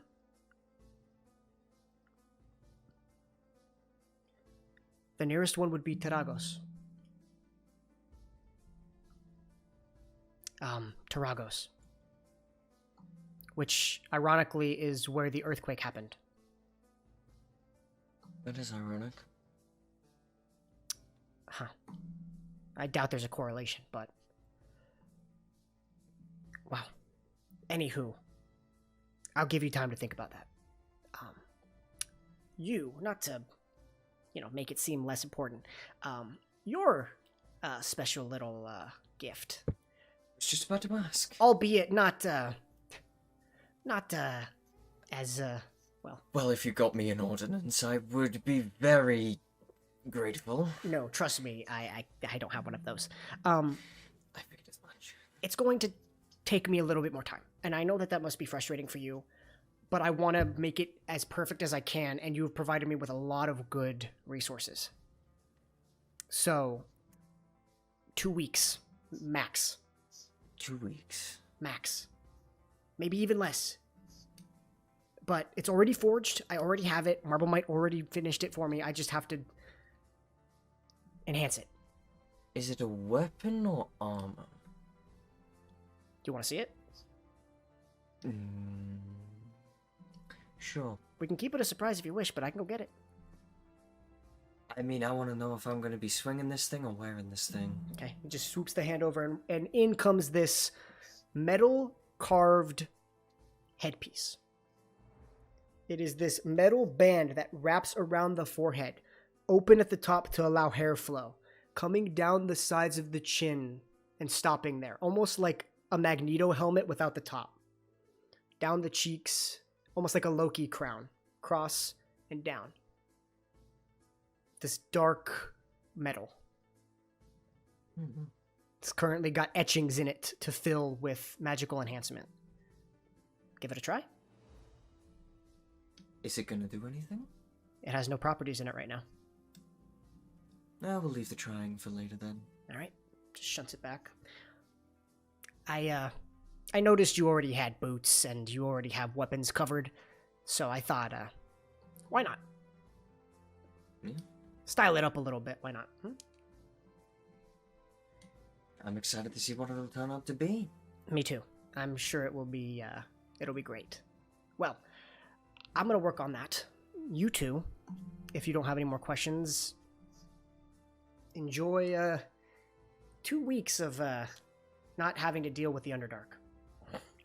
Oh, thank goodness. So, if you wish to visit me during those times, just show up and we can have a chat about anything you wish. But for now, I gotta get to work. Yeah. He begins to shoo you off. He waves you out.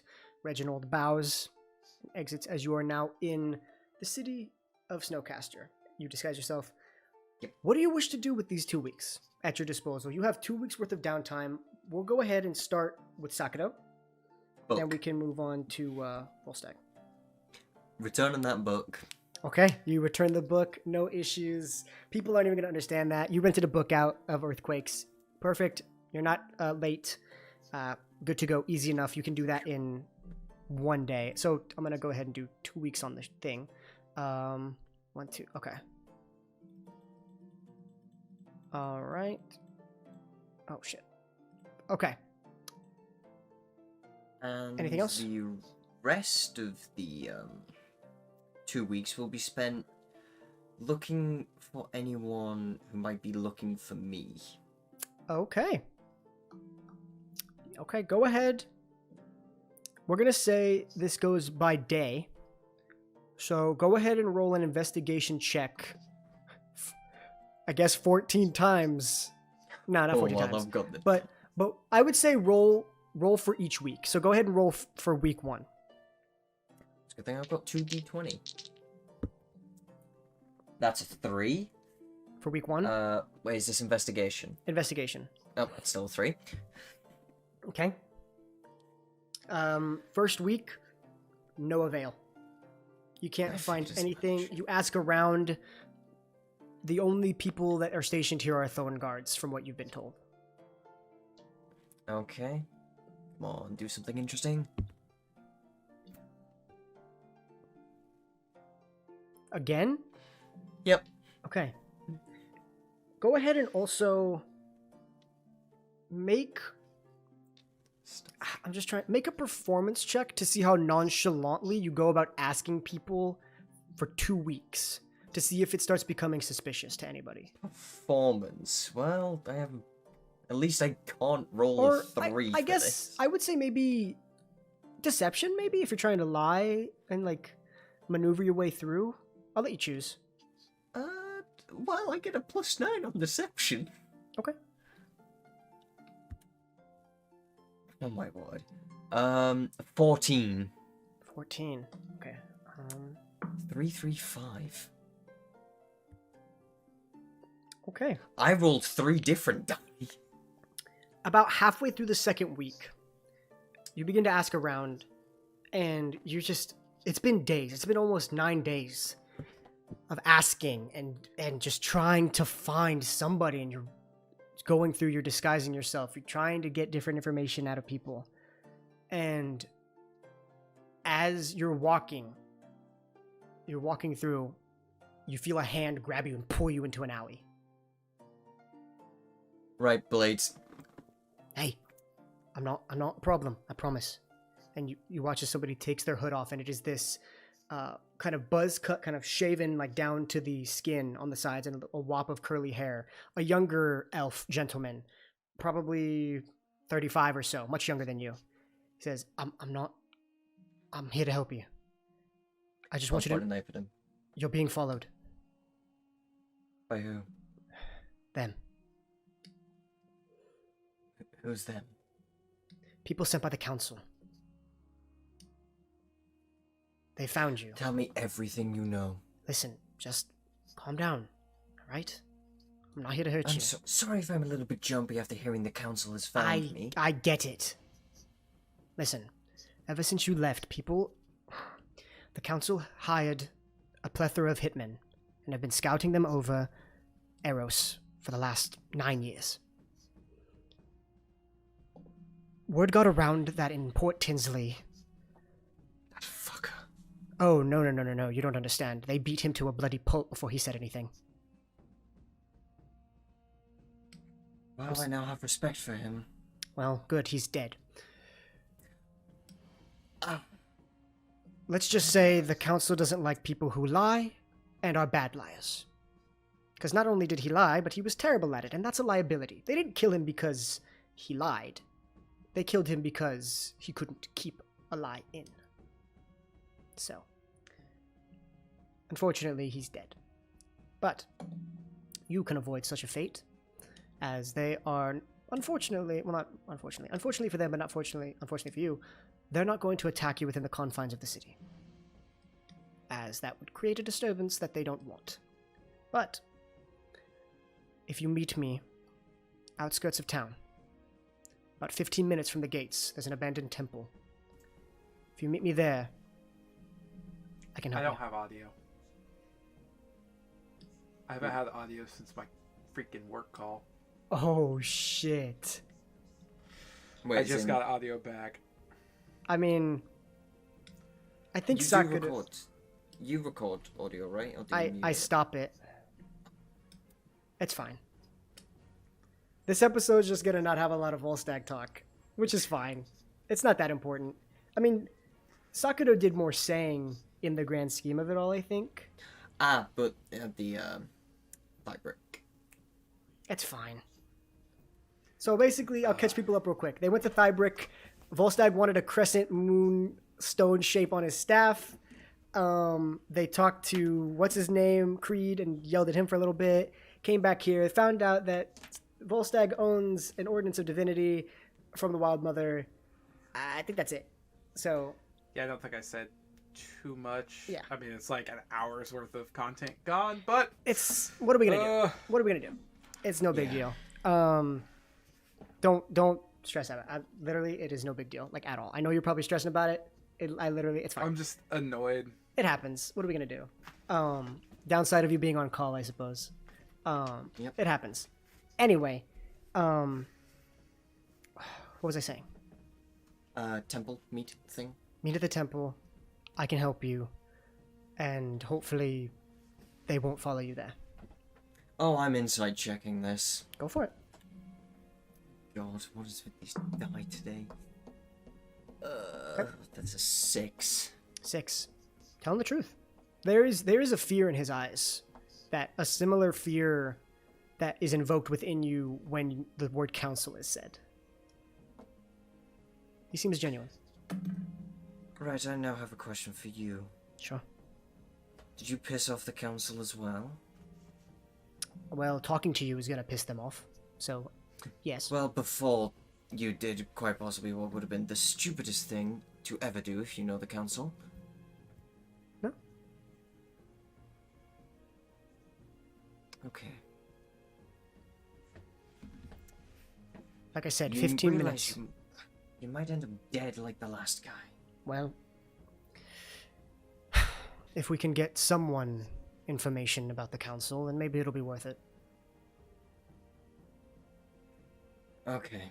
Right. Okay. Temple, 15 minutes away. Temple, 15 minutes away. Don't leave until I've left and I'm out of sight. You mind if I bring another person along with me and a wolf? You might want to keep whoever you have outside of this. The wolf, probably. Because if you're caught, both of them die. I can assure you, they will not die. Not on my watch, not ever. Your call. Do what you need to. You watch as they walk I'll bring away. him. Okay, so they walk off. You wait a couple seconds. What are you doing? Perception check, see if I can see these guys tailing us. Okay, go ahead, make a perception check. Woohoo! Those low rolls were worth it. What is that total? That's a natural 20 for a 26. Okay. You see 2 individuals currently looking at objects in the market in a really peculiar manner. One of them's holding a loot upside down, and the other one is currently giving direct eye contact to you. Okay, this is about to get spicy. They're about 65 feet away from you. That's within range. Let's roll this dice. Are you gonna? 4 hours. Are you gonna kill them? Oh, I thought you were gonna just start going for it. I was like, oh, I was shit. like, I'm not there. Nah, 65 is 5 feet out of range. Right, okay. Performing Psychic Whispers. Okay, what do you say I'm to them? going to start walking out of the alleyway and away from them. Okay. I'll say to the guy who's holding the loot, I think you've got that upside down. And the guy who's making direct eye contact with me, what are you looking at? They just turn back, like super scared. And I'll say to both of them, I wouldn't recommend following me. Me and my companion are very adept at combat. You come follow us, you do anything to them, I assure you, your death will not be painless and quick. It will be very painful, very bloody, and you will probably not be recognizable. Make an intimidation check with advantage. Okay. It's been a while since I've done intimidation. Thanks for the advantage. That's an 18. Okay. You watch as they book it in the other direction. Ooh, that felt good. All right. So, what are you doing now? I am going to Volstagg right away. Okay, Volstagg, what have you been doing? Okay, so, well, the Over first this- week, Okay. I would have been researching the book. Okay. The Druid's book. Go ahead and roll investigation with advantage.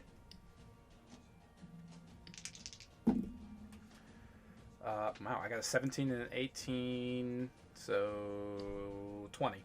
Okay. Over time, for the first week of researching, you practice and finally are able to keep it from shifting on you. And over time, you learn stuff that you understood before, but that Mother Vile and her people were outcasts from the dwarven, not city, kind of, not really kingdom. I'm trying to figure out the word for it.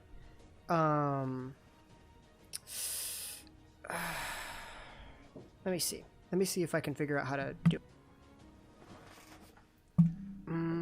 Chaff or There was a their word. clan?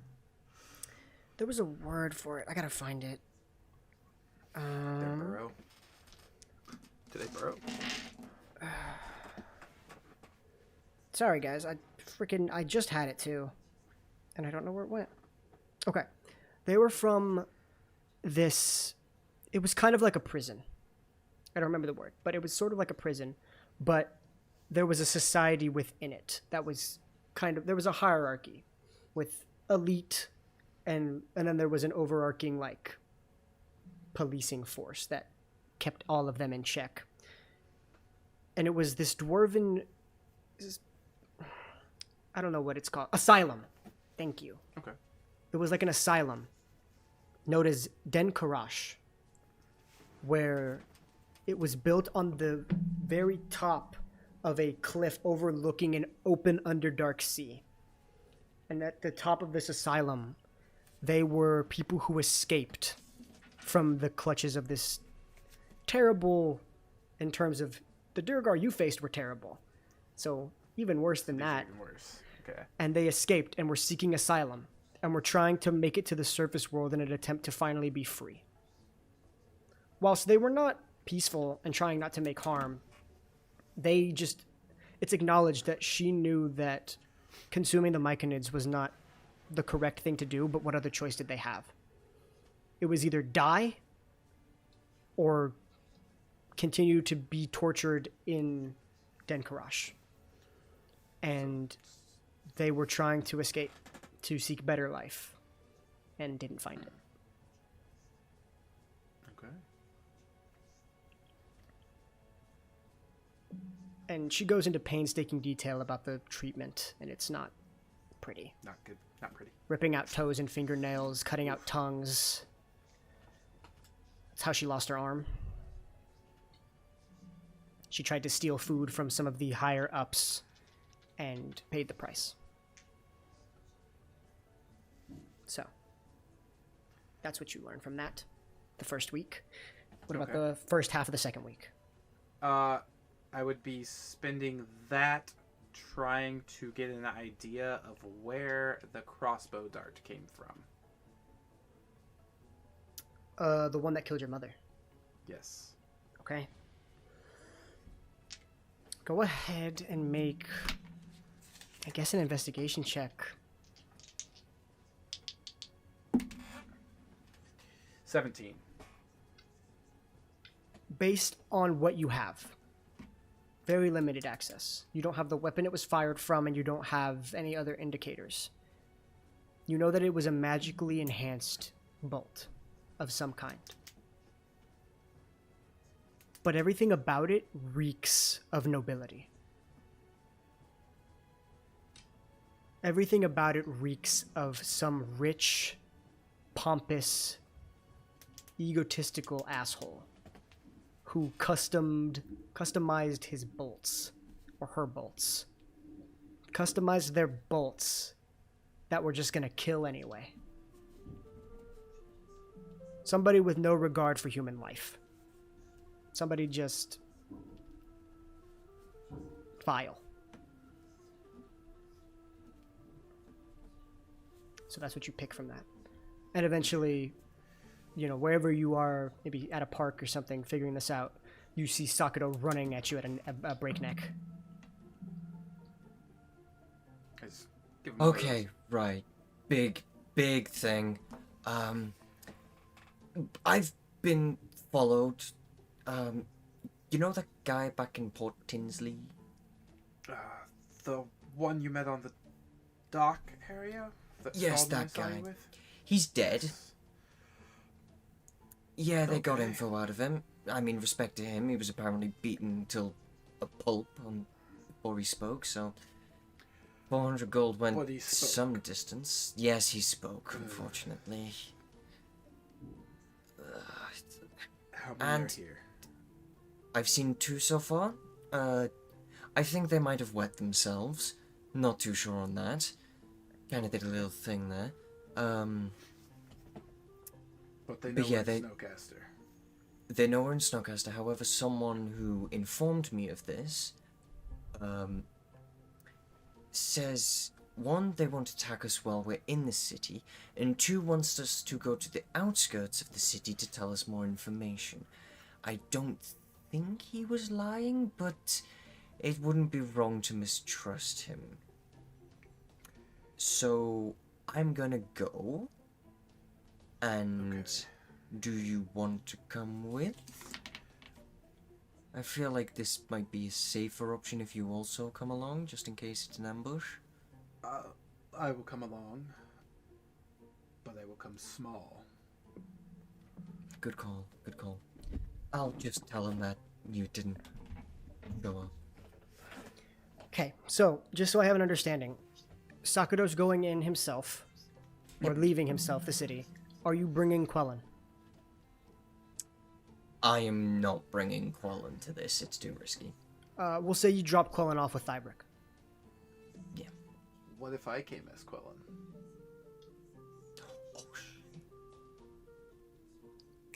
That's a good plan. I like that. Very good plan. Yes. Okay, you drop Quellen off at Thybrik's. Go ahead and you wild shape into Quellen, leave Thybrik's house. It's only, he said, you remember 15 minutes, so wild shape for an hour is good. And you begin to trek forward. You leave Scheller too. Just, it's easier that way. Thybrik's pet sitting right now. That's gonna be a one shot. Thybrik and pet sitting. Tyrix. We play all the pets. Yeah. Yes. Anyway. Scheller and Quellen's magical adventure. Yeah, I'm Thybrik. You guys, okay. Maybe we'll think about it. We'll think about it. Anyway, How do I roleplay a turtle? I've been doing it. Yeah. All right. So you go ahead, side by side with Quellen. You go ahead. It's different though, because Quellen is a little bit greener than you remember, but only vaguely. You didn't see Quellen. It's not. Yeah, he didn't. And plus, it's not even that big. It's just for flavor. It doesn't have to. You can change it at any time. It just happens sometimes. You go ahead and you Still travel. green. Travel out 15 minutes until you see the temple that was spoken of. You see this broken, battered temple on the outside of the city walls. Volstagg, just thinking about it and understanding the situation, you assume that this temple was established prior to Snowcaster's establishment. And when Snowcaster was established, they rid of the temple but didn't demolish it. Seems as if they just stopped using it, or the people who were using it got pushed out of their homes. It's less of a temple and more of a shrine, but a building. The doors are currently kind of ajar. Do you walk in? I'll have a quick peek first. You peek in and you can see sitting at the base of this relatively large statue of a long-haired female, currently holding in her hand, like, it looks like an orb in the statue. Kind of sitting at the base of it is watching the doors, and you can see them. I'll walk in. Okay, walk in. They stay seated, hands up. I'm actually surprised you made it. Right, if this is an ambush, how about we get it over with? Yeah, you're right. And you watch as two from behind. Bloody knew it. I knew you were smart, but I didn't know you were stupid enough to actually fall for it. I mean, Oh, I just want to stab something. See, that's the difference. I get it. But look, we don't need to have anyone stabbed. Okay?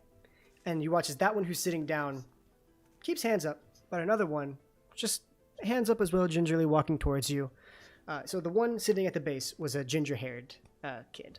He rolled crazy on deception, like extremely crazy. I mean, I rolled really low on insight. That's the only reason you're here. Like, but he wasn't lying. You were being followed. And so he's sitting down, and the other one begins to walk forward, takes the hood off as well, and it's this buzz cut, jet black hair, an elf as well, but a little more butch for an elf. Seems to be maybe more on the side of high elf rather than wood elf. And there's another figure that is currently just standing there, hood up, looks like a shield on one arm and a sword strapped on the back. And that one approaches you, the buff one, says, "Look, I'm not gonna be, I'm not gonna sidestep anything, but you know you're a wanted man, right?" Well, I mean, after the quite bloody mess I left, I would be surprised if I wasn't. Listen, personally, I get it, right? I think those assholes deserved every bit of it. I'm just gonna be honest with you. But, I mean, if you were gonna kill them, you should have killed all of them. I mean, leaving some of them to come haunt you for the rest of your lives and seek you out, I mean, what were you thinking? Well, you see, friend, here's the thing. I went a bit manic and my blade grew dull. To the point I couldn't cut them anymore. And honestly, I respect that. Very much so. As I wish that I could do the same without repercussion. But alas, that's not how it works. And it pained me very much to beat that poor man till he died. But information is information. And once we got that, it was pretty easy to find you. I mean, going by a subset of your sister's name, Sign Call, really? Come on. Disguising yourself as barely similar to what you look like previously, not even a different race. I mean, you made it extremely easy. Not to mention, back in the city of Zota, somebody spotted you in a circus? Participating in some knife-throwing competition or something? I Didn't disguise then, did I? You weren't. No. I don't understand how you thought you were gonna just get away with this. I mean, you must have been changed by your companion. Because for 9 years we couldn't find you. You were off the radar. Then all of a sudden, you're spotted like that?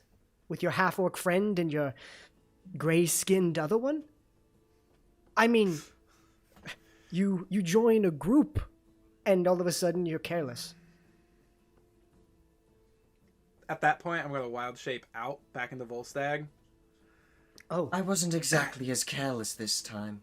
And let's say my new blades won't grow as dull. And as you so kindly informed me to not leave any loose ends, let's do that here. oh shit. I now just draw my sword. And I'll summon my blades. Fucking combat, baby! I wasn't ready for this, but let's do it. I don't have a battle map. Let's just go for it. We'll see how this goes. We're already this deep. Sakano is thirsty for blood. And to be fair, we lost a lot of Volstagg's audio, so let's just fucking keep it going. Why not? Torchic said this is the one time you can play late. I know Bryce may have some things to do, but Not unless this stupid thing goes off again. yeah, fuck that. Okay, I don't have. Let's change the music up. Yeah, let's do it. I need to do. Sorry, guys, we have a music bot going through right now, so. I doing that intimidation check thing. Oh, that one felt good. That was good. Okay. Okay. All right. Combat time. Let's go ahead and fucking roll initiative. I didn't think this was gonna happen, but all right. I thought we were gonna cut it off before I entered the temple. But I got no, nat we're 20. going- Nah, bro, Oh, let's yeah, just do it. initiative. We might as well just do this. +5. That's a 20 total. I'm gonna got 22 because I got a nat 20 Oh, Okay. we are ready for the for first this. time like ever. Yeah. Okay, hold on. Let me open the fucking. I gotta open the. I the came damn in button. knowing this So- was an ambush. Like, my character, like, I knew it was gonna be an ambush. I mean, I was just like, I was hoping. I mean, to be fair, I'm sure you knew it was an ambush, but Sakano, he believed that motherfucker. So Sakano kind of believed him. He was obviously still doubtful, but like, yeah. I knew. Is this music playing? I'm not hearing it. I have no idea. It says it's playing. It does say I'm it's just playing. one of the stab. If somebody wants to play better battle music, go for it. I think you said you had something for Sakano, so you can change that up if you wish. I'm gonna go ahead and start rolling initiative. It's for not people. long enough though. Okay, so How many are there? 3 or 2? there's currently 4. 3 you see. Oh, there's 3 we see. Is Yeah, the there's- guy on the thing doing anything? Or is he still... There's one guy sitting down with the ginger hair. The butcher elf was the one approaching, and there was another one with hood up, shield, and longsword strapped on the back. So there's 2 there, and the third guy is sitting on the thing. So it's one guy in the front getting closer to you, one guy sitting, and then another person behind the statue to the side. They were both hiding behind the statue before the butch one started walking up. So I'm gonna roll initiative separately. Okay. Okay. Oh fuck. I'm Okay. going to just kind of. What did you guys get? One more time. I got a 22. I got 20. Okay, so Volstagg. Okay, real quick. Would I recognize any of them to be the people who was following me? With that perception check, the figures, the shapes match. You can't attribute face because they were hooded at the time. Well, no, actually, I don't think they were. Yes, you recognize the butch guy. The hooded one was always One in hooded, front of us. so you don't know. One here. And one here. Okay. I may be told you making a your mini death battle would be map just so I painful. can. Are you making keep a track mini? of shit. I'm also kind of. I mean, I have it in my head. We're going theater of the mind, guys. Sorry. Right. I wasn't planning on combat actually today, but But like you said, combat can be engaged. Oh yeah. I can use this. Yeah, I was just like, you know what? Let's go. Yeah, I'll do shout out to those 2 guys. I told you your death would be painful and bloody. I just didn't expect it to be so soon. Volstagg, There's you're one up. coming up from behind us, right? Huh? There's one guy like behind us. No. There's right? one guy behind. No. There's one person behind the statue. Okay. Oh, okay. Okay. They're all. So all the- 3 of them are in front of you. Okay, so they're all 3 in front of us. Yeah. I don't know how to. Okay. Okay, so like this. There's you 2 right here. Okay. Then there's one in front of you 2. Okay. So like this. Then there's another one up here sitting on the statue, and then there's another one to the side, behind the statue a little bit. Okay, so the one that's sitting on the statue, Yes. I'm going to turn towards him, and I'm going to go ahead and cast Thunder Wave at the 3rd level. Yeah, we'll just go all out here. Okay. The one sitting down. Yes. Okay. Go for it. It's a save, right? Yeah, I believe. Let me. check. Thunderwave, you said? Yeah. Actually, are they 15 foot? I would It's say. a 15. I would say the butch one and the ginger one, yes. I would say that if Alright. you wanted to try to hit the ginger one and the figure in the back, they're probably too far, 10 feet too far. Okay, so I can hit the one right in front of us, and then the one sitting one down. Yeah, we'll go Okay. for that. Thunder Wave, which is con save? Yes. Okay. Con save of 15. Con save of 15. All right, here we go. This one's for the big, beefy butch one. The con save is a 7. And the one sitting down is a 14. Okay, so they both fail it. Okay. Go ahead and roll that damage I for gotta me. find my d8s here. That's a d10. Sorry, guys. This is going to be a long one. Stick in for us. And you can hear my voice. Yeah, you can now. hear his voice now. It's all good. Yeah. Plus, we did... The video is actually probably like 20 minutes less long than it was because you took that call. So, That's true. we should be okay. That is 16 points of damage, and they're both shoved 10 feet back. 16 points of damage. Okay, so let me do. And as I'm casting it, I will also just shout. I can't remember my word. Kalsa. Kalasai. Kalasei. Kalasei. Okay. Kalasei. Bonus Yeah, action so- Kalasei. I'll say. And then actually you're holding it sideways, like almost reverse grip, and you just punch outward, and this boom of sonic energy starts shooting through because you can use it as a focus. So Oh, that's right. it all makes sense, the thunder and the sword. All right, how much damage did you do? 16. Okay. Damn, that's a lot and you spread that between 2. Okay. I would just like to say Sakura did come fully equipped with all of his weapons. I mean, both of you did, so that's good. Yeah, but I did actually unequip my short swords for the Underdark. Oh, did you? Yeah. I did not know that. Okay. I do remember that, yeah. I need to check something because I forgot. And I'm glad I kept that dagger on me so Noki could actually do something when they were me. Yeah, right? Always good to have a backup. Okay. And then they are pushed how many feet back? 10. 10 feet back. All right. And Kalasei is bursted outwards. Clarity has been activated. Okay. The hooded one is still, you haven't, pushed them all to the same level. The hooded one's still a little bit farther back. Are they knocked prone or just pushed back? I believe they're just not pushed back. Okay, they just push back. Yeah. They kind of, their feet kind of slide across. For reference, Any unsecured objects were also pushed 10 feet away. you see a couple of vases just get shattered. Dust spewing. For reference, the top of this area, it's like daytime. The top is open. Like it has caved in at certain places. So sunlight is peeking through at these weird spotty angles. So it's not like it's dark in here or anything. Picturing this as like an abandoned church type area. Yeah. Yeah. It's like a very Big deal. small church. Yeah. Because it's less of a church and more of just like a shrine. Okay, with that, that's your full turn. If you wish to do any movement, you also have that. Nope. Okay, Sakura. Ooh, now which route do I choose? The bloody route or the bloodless route? Your choice. I've already summoned the blade, so I might as well do something with them. Butch guy. Okay, Butch guy, go for it. And while I'm doing this, I'll say to Volstagg, leave the ginger one. Which We'll one's deal the with him last. The ginger The one one is who the lured me. yeah. Okay, so no clicking, only rolling. Yeah. I'll take it. 22. Yeah, I'm sure that hits. So close to a nat 20. Okay, so I don't get sneak attack on this, do I? No. You do not. Unfortunate. That is 8 damage on the first knife. Okay, go ahead and roll for second.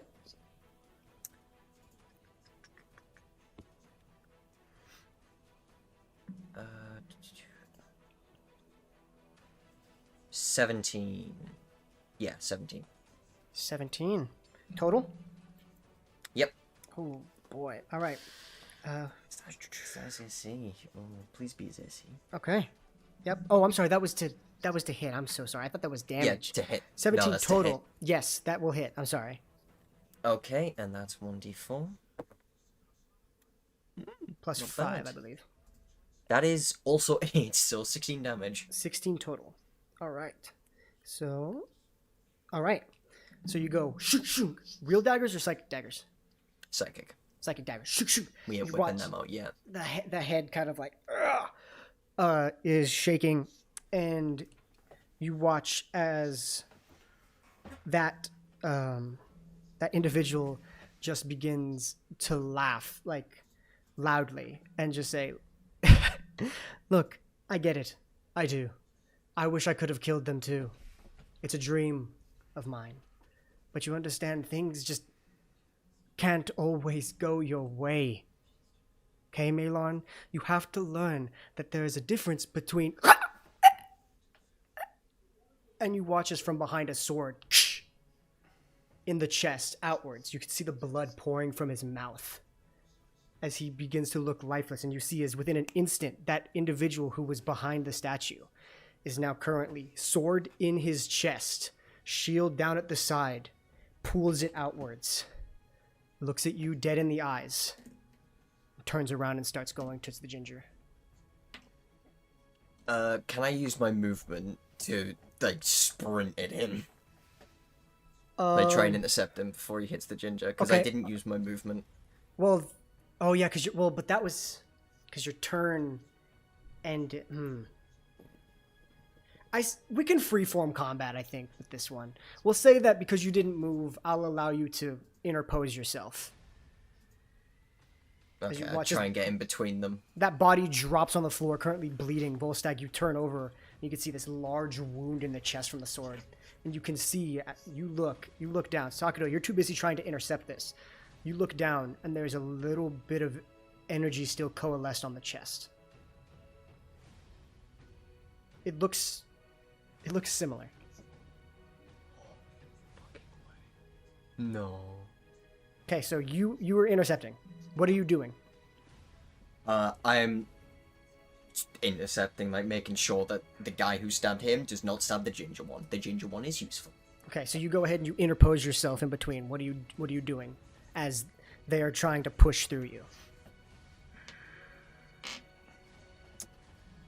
Would it be a stretch to say I draw my short swords? You could do so. I would say right now combat's really free, like really loose. Okay, I draw my short swords and have them, like, crossed like this. Just ready. Make a persuasion check. Because you're trying to convince, right? I'm not trying to convince, I'm just trying to stop him. Okay, let's do a persuasion to see if you can convince them to stop. 15. 15. You watch as does just that.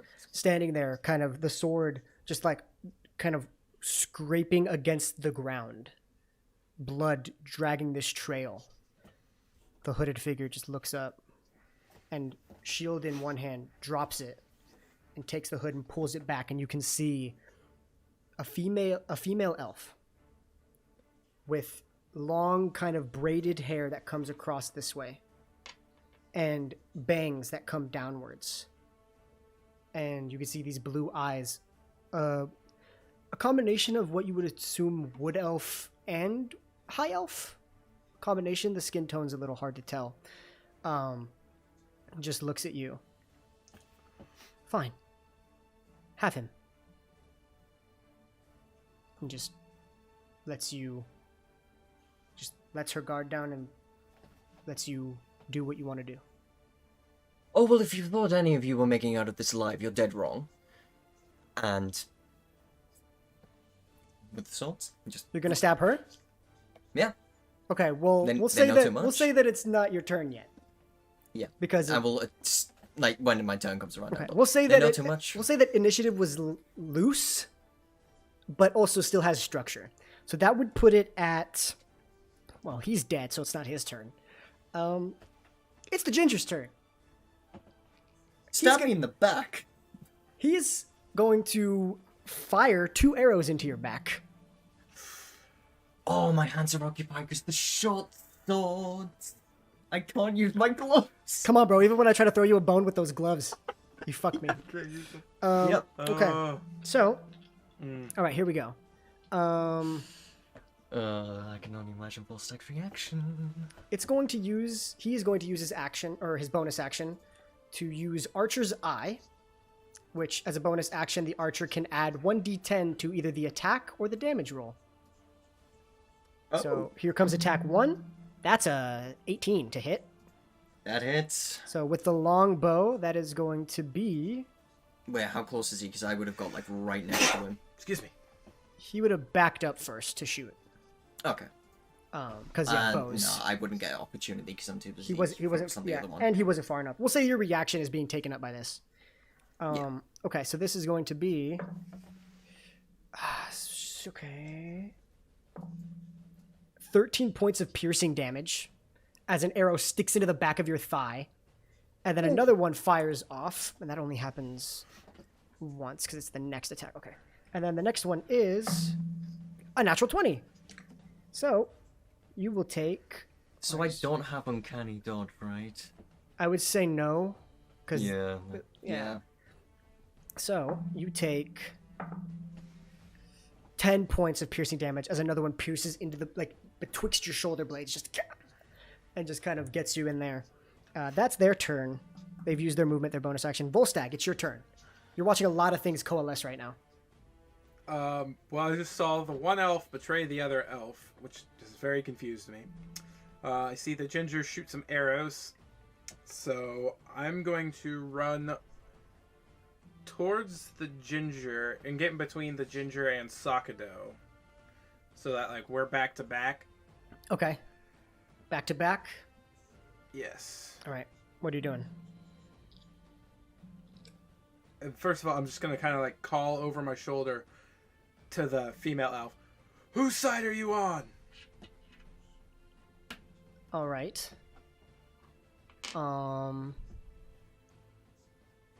Okay. Make a persuasion check. Okay.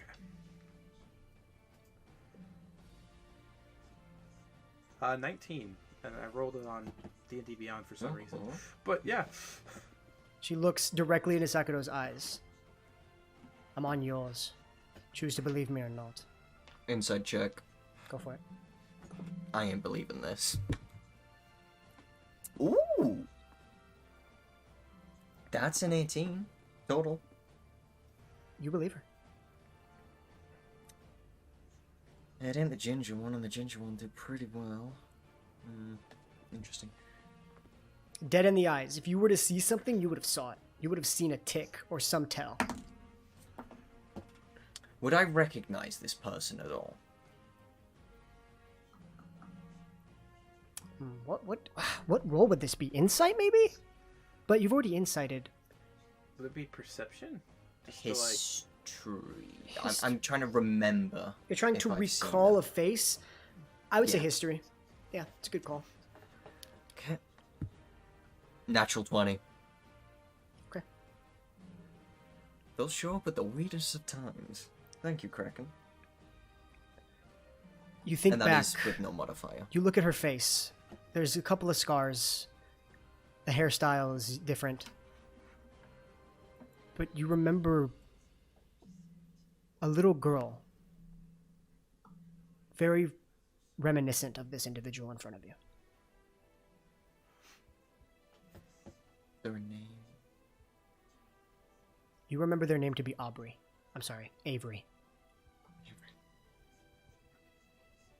Is that you, Avery? You watch as... We'll say that's your turn, because technically... Well, no, Volstagg. Volstagg, what do you wish to do after that? This is all happening all at once. Yeah. I'm trying to narrate both sides right now to make sure it all Once flows. I figured out, she was on our side, I'm just going to go ahead and take a swing with clarity. Okay, Ginger. yeah, sure, yeah, go for it. I mean... That's a 17. That hits. Okay. And that is 1d6 plus 3. That'd be 4 damage plus the lightning, right? Yeah, 1d6 lightning. Is the 1d6 plus 3, or is it just 1d6? It's just 1d6 straight, yeah. Okay, so total 5 points of damage. Or, sorry, 6 points of damage. Got it. Okay, you do that. That's your turn. Yes. Okay. It's now Sakado's turn, so we'll say that this is... You are now asking for recognition, right? Yeah, I went to slash. Volstagg said that, and I just went... Avery? And you watch as she looks you dead in the eyes. There is this face, a stern face, a hearty face, but there is emotion. And you hear in your head... Yes. What? Wait, as in... I'll sit back in my head. We will discuss this later. This is very interesting. I have someone you need to meet. Okay. Right. Ginger. Yeah, that's on my agenda. And I'll say that the both of you at the same time can do a combo attack on this ginger. I want him alive. I want him bloody. I think we can arrange a deal.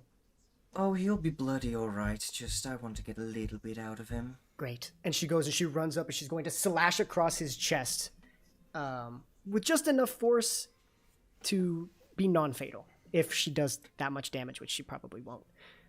But we'll see. So, with that, she is going to, with her long sword... Oh, yeah, that's hitting. Yeah, it's a 16. Actually, that just hits. So, with that, it is going to be... It's two-handed now because she dropped her sword. So that will be... I'm sorry, yes, she dropped her shield. Thank you for reminding me. All right, it is... Okay. I gotta read all this shit. Oh, okay. 11... What's 11 plus 5? 16? Yep. 16 points of damage with the first attack. Then, with her second attack, basically cutting across and then coming right back to slash across with, yeah, that's going to hit. That's a 18 plus something. That is going to be, okay. I need to actually see what this all is. Okay. And then, wait, I need to, crap, I'm not really paying attention to this. I need to check everything. Now this is... I'm trying This to... is interesting. Where is my shit? Okay. Nope, that's not right. Sorry guys, I'm trying to figure... Okay. I feel Okay, bad for never William. mind. We're gonna blow his mind. Never mind. It's just once. Okay, another 11 points as he is just two separate gashes on his chest, lying there, head on the back of the shrine, just looking up. As it's his turn. So, Oh, I he's- will have like doubled round, like stood next to Volstagg, starting to walk towards him. Okay, he's gonna take a shot at you, or two actually. And I will have like sheathed my short swords. Okay, he's gonna take. He's gonna do Archer's Eye to give another plus D10. That's a 18 to hit. That hits. It's been a while, so I'm just gonna double check what exactly this thing does. Actually, wait, let me check something too.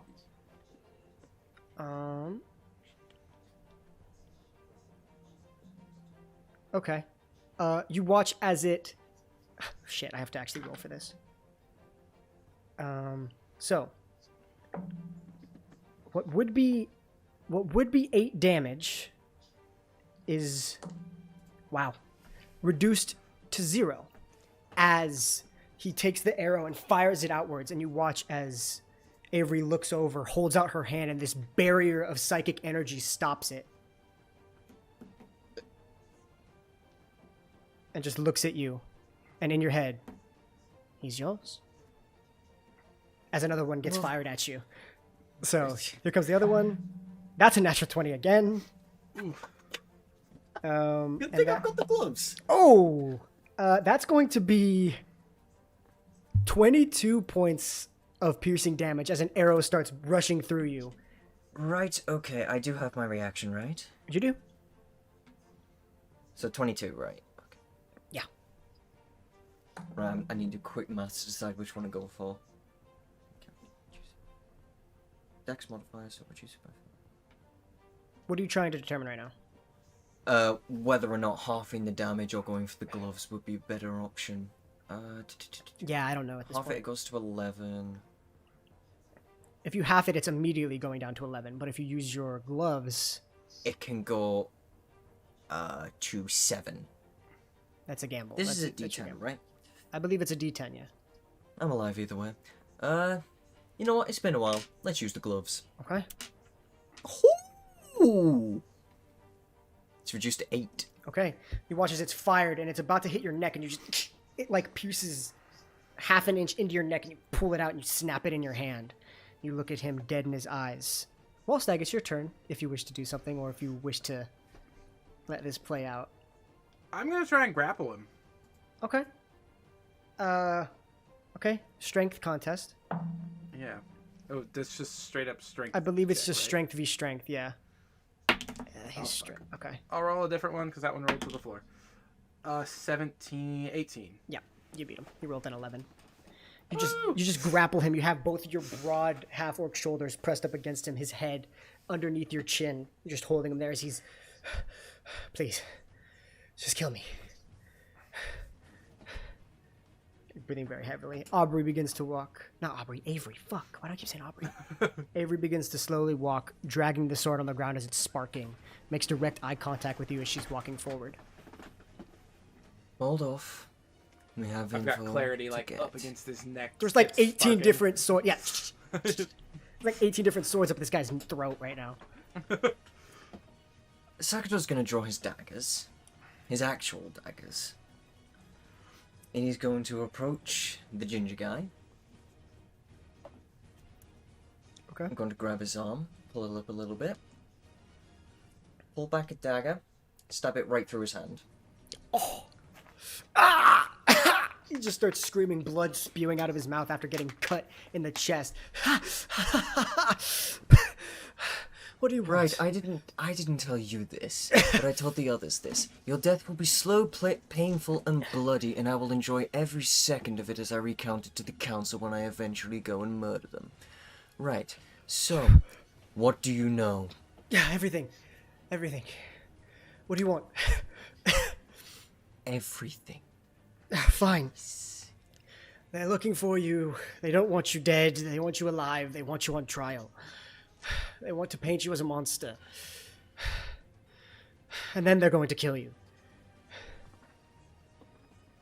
So what you're saying is they want to make me out as the villain, which I guess makes sense. And they want to put me on trial. Yes. They want to publicly embarrass you in front of all the people you care about. And then kill you.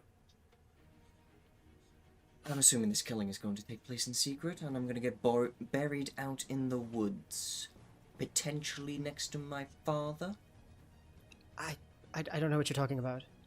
And there's a genuine look of confusion on his face. Oh, did they not tell you the reason that the whole bloody night happened?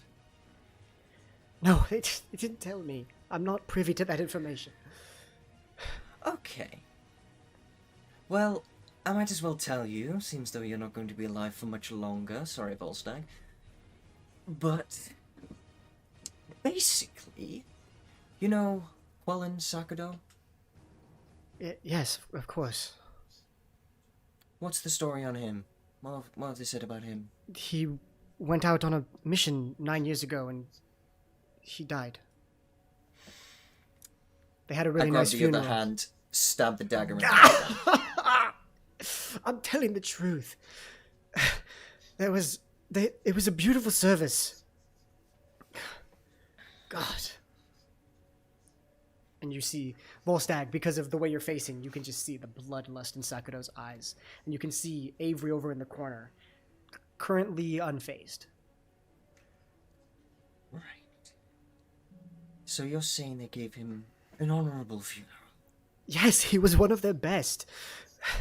I don't know why you're doing this. After they slaughtered him. I told you I don't know about that. So tell me why I found 2 of the council out back burying his body. Why would I know that? Sorry. A bit angry. So they're denying that they had any involvement in his death? No, they never... No, they honored him, in fact. They praised him. The ones that were alive did, at least. So what has happened to the council now? They rebuilt. What do you expect? Who? I don't know. There was an election. Countless people. I don't know. And let me actually look at it, because I have to remember. Because I forgot. Oh, this is fun. Let's see. Volstagg is showing some restraint right now. Yeah, I Yep. bet. Let's see. I gotta remember. Okay, here we go. Let's see. So he starts listing off a bunch of rapid fire names. Some you don't know, some you do. You recognize Counselor Illidan Silran. He was at the time one of the lesser of the council, but is currently one of the top, as he was one of the only ones you didn't finish off. Unfortunately. There's he is a relatively older high elf gentleman. Then there's Counselor Mavis Gildy, who you actually know very well. Mavis Gildy was a female dark brown feathered owlin who was one of your mentors while you were in the military academy. And she filled in a spot when the council got slaughtered. And then Counselor Nim Elzina. Nim Elzina is a gender fluid elf of reddish brown short hair, curly mop. All of them are corrupt, but Nim was actually one of the kinder ones and actually posed concern for whether or not what you said was true. So you spared their life, as they were one of the only ones who genuinely wanted to believe you. Whilst all of them are corrupt, they were not so much. And then High Councilwoman Alora Wivenen, who has taken over as the top spot, as you murdered the previous top spot councilman. I'll give you all these names later so you can spell them, because I know it's kind of hard, so don't worry about that too much. Rapid fire, a plethora of other names you have no fucking idea who they are, but those are the two that you remember. One that you spared, who was actually the one who was trying to give you the time of day. One who you never got to because your blades got too dull, and the other one who you spared, who ended up taking the high position. And at this point, he's beginning to get pale and is beginning to bleed out pretty heavily. Hey, can you still talk? Not for much longer. Any other tiny little tidbits that would be nice? What do you want to know? Kind How's my family? fading in and out of consciousness. They've been locked down for the last 9 years. They're not allowed to leave. Unarmed strike. God. What? What? Again. Unarmed strike. What do you want from me? Sorry, I'm going to use you to take out a little bit of anger. I'll beat you until you can't feel it, and then beat you a little bit more. Volstagg, this is when you start losing your patience. I was gonna say, so I'm going to actually cast Healing Word on him to keep him alive a little bit, Okay. because I can tell, since I'm holding him, I can feel. You can feel his body pulse. starting- Yeah, it's slacking for sure. All right, you go ahead. You cast Healing Word on him. Just a one.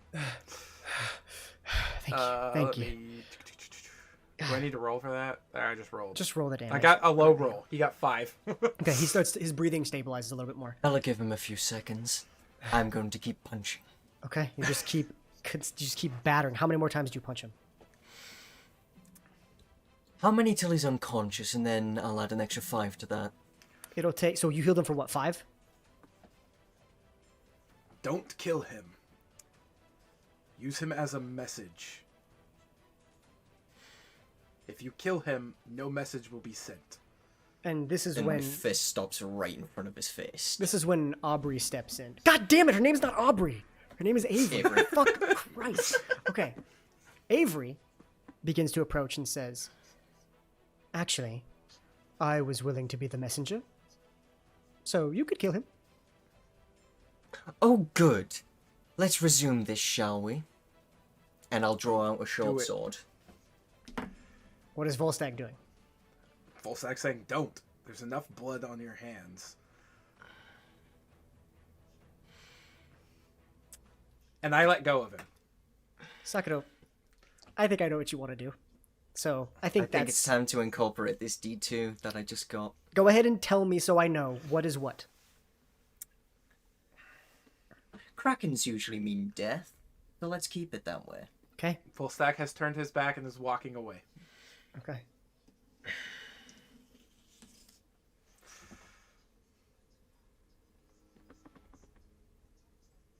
Okay. You go ahead and you just kick his body to the floor. Volstagg, as you're walking away, you hear a body hit the floor and you wince. I keep walking. Yeah, you just keep walking. Yep. I leave the church. You just leave the church? Yep. Okay. Sheath And I my wait short outside. sword. Okay, you're gone.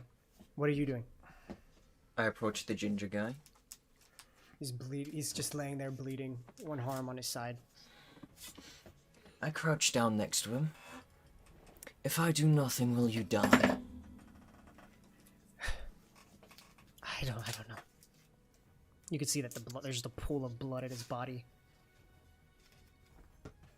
And Sakura at this point is still shaking with rage. You see Avery put a hand on your shoulder. I can do it.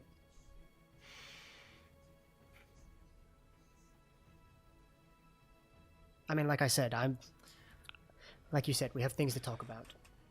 I can be your messenger. There's no need for him. But if you don't want the blood on your hands, I can take his life. I already took the other one's life. It spares you the trauma. I will reach into my pocket and pull out one of Mother Vile's potions of healings that we found in the bag. Okay. Right, I'm going to be honest. I don't know what this will do exactly. I think it will help you. I'm not sure. But you're going to deliver a message. Have you got that? Yes, yes. You will tell the council and make sure that they know, definitely, especially Alora, that if my family is not released and I am not made aware of this, you can use any means of communication of getting this to me as you would so desire. Such as, I don't know, just somehow get the message to me. You seem to be able to find me easily enough. Get the message to me that they're alright. And maybe I won't be so hasty with my next actions.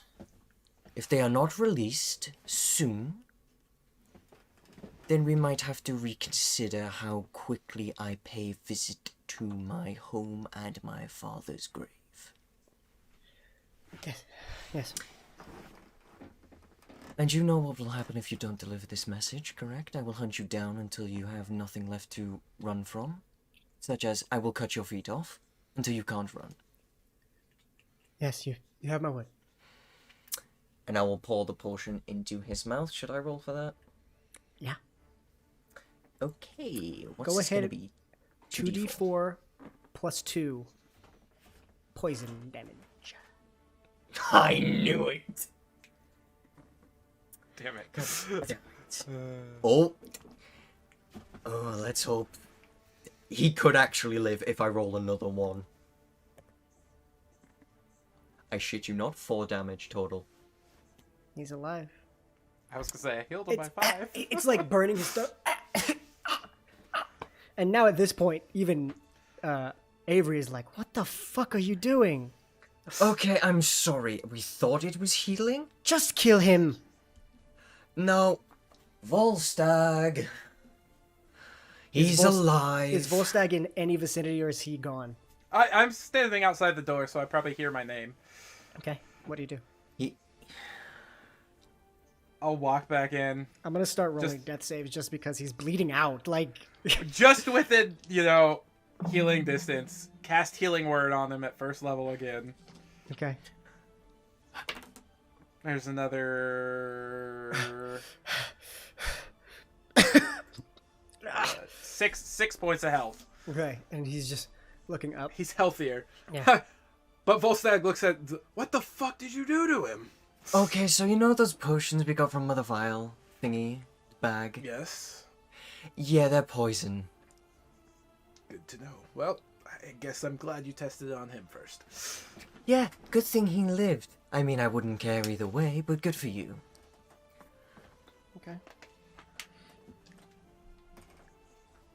So, what do you do now? He's just laying on the floor. I'll pick him up by the scruff of his neck. Okay. Deliver that message. Because your life does depend on it. Yes, right away. And he just books it out towards the opposite side. He runs past the temple statue out to another area and just runs as fast as he can. And Right. You see I'll turn to Avery. Avery. I still think you should have killed him. I wanted to as well. He's lucky Volstag's here. He's a liability. He's not a liability, do not say that. Then what is he then? Because it seemed like a liability to me. He's a message that Sakado's done hiding. What if it's a message to kill your family? They know what happened last time they touched one of my family members. If they touch any others... Oh, I have blades that will not dull. How do you plan on even getting in there unseen and unscathed? Have you even thought about that? You've been running away for 9 years. And all of a sudden, you think that you're the top dog? I don't think I'm the top dog. I don't think I'm anywhere near it. Then what are you? Because right now, I'm just... what I saw is the red rebel the council paints you to be.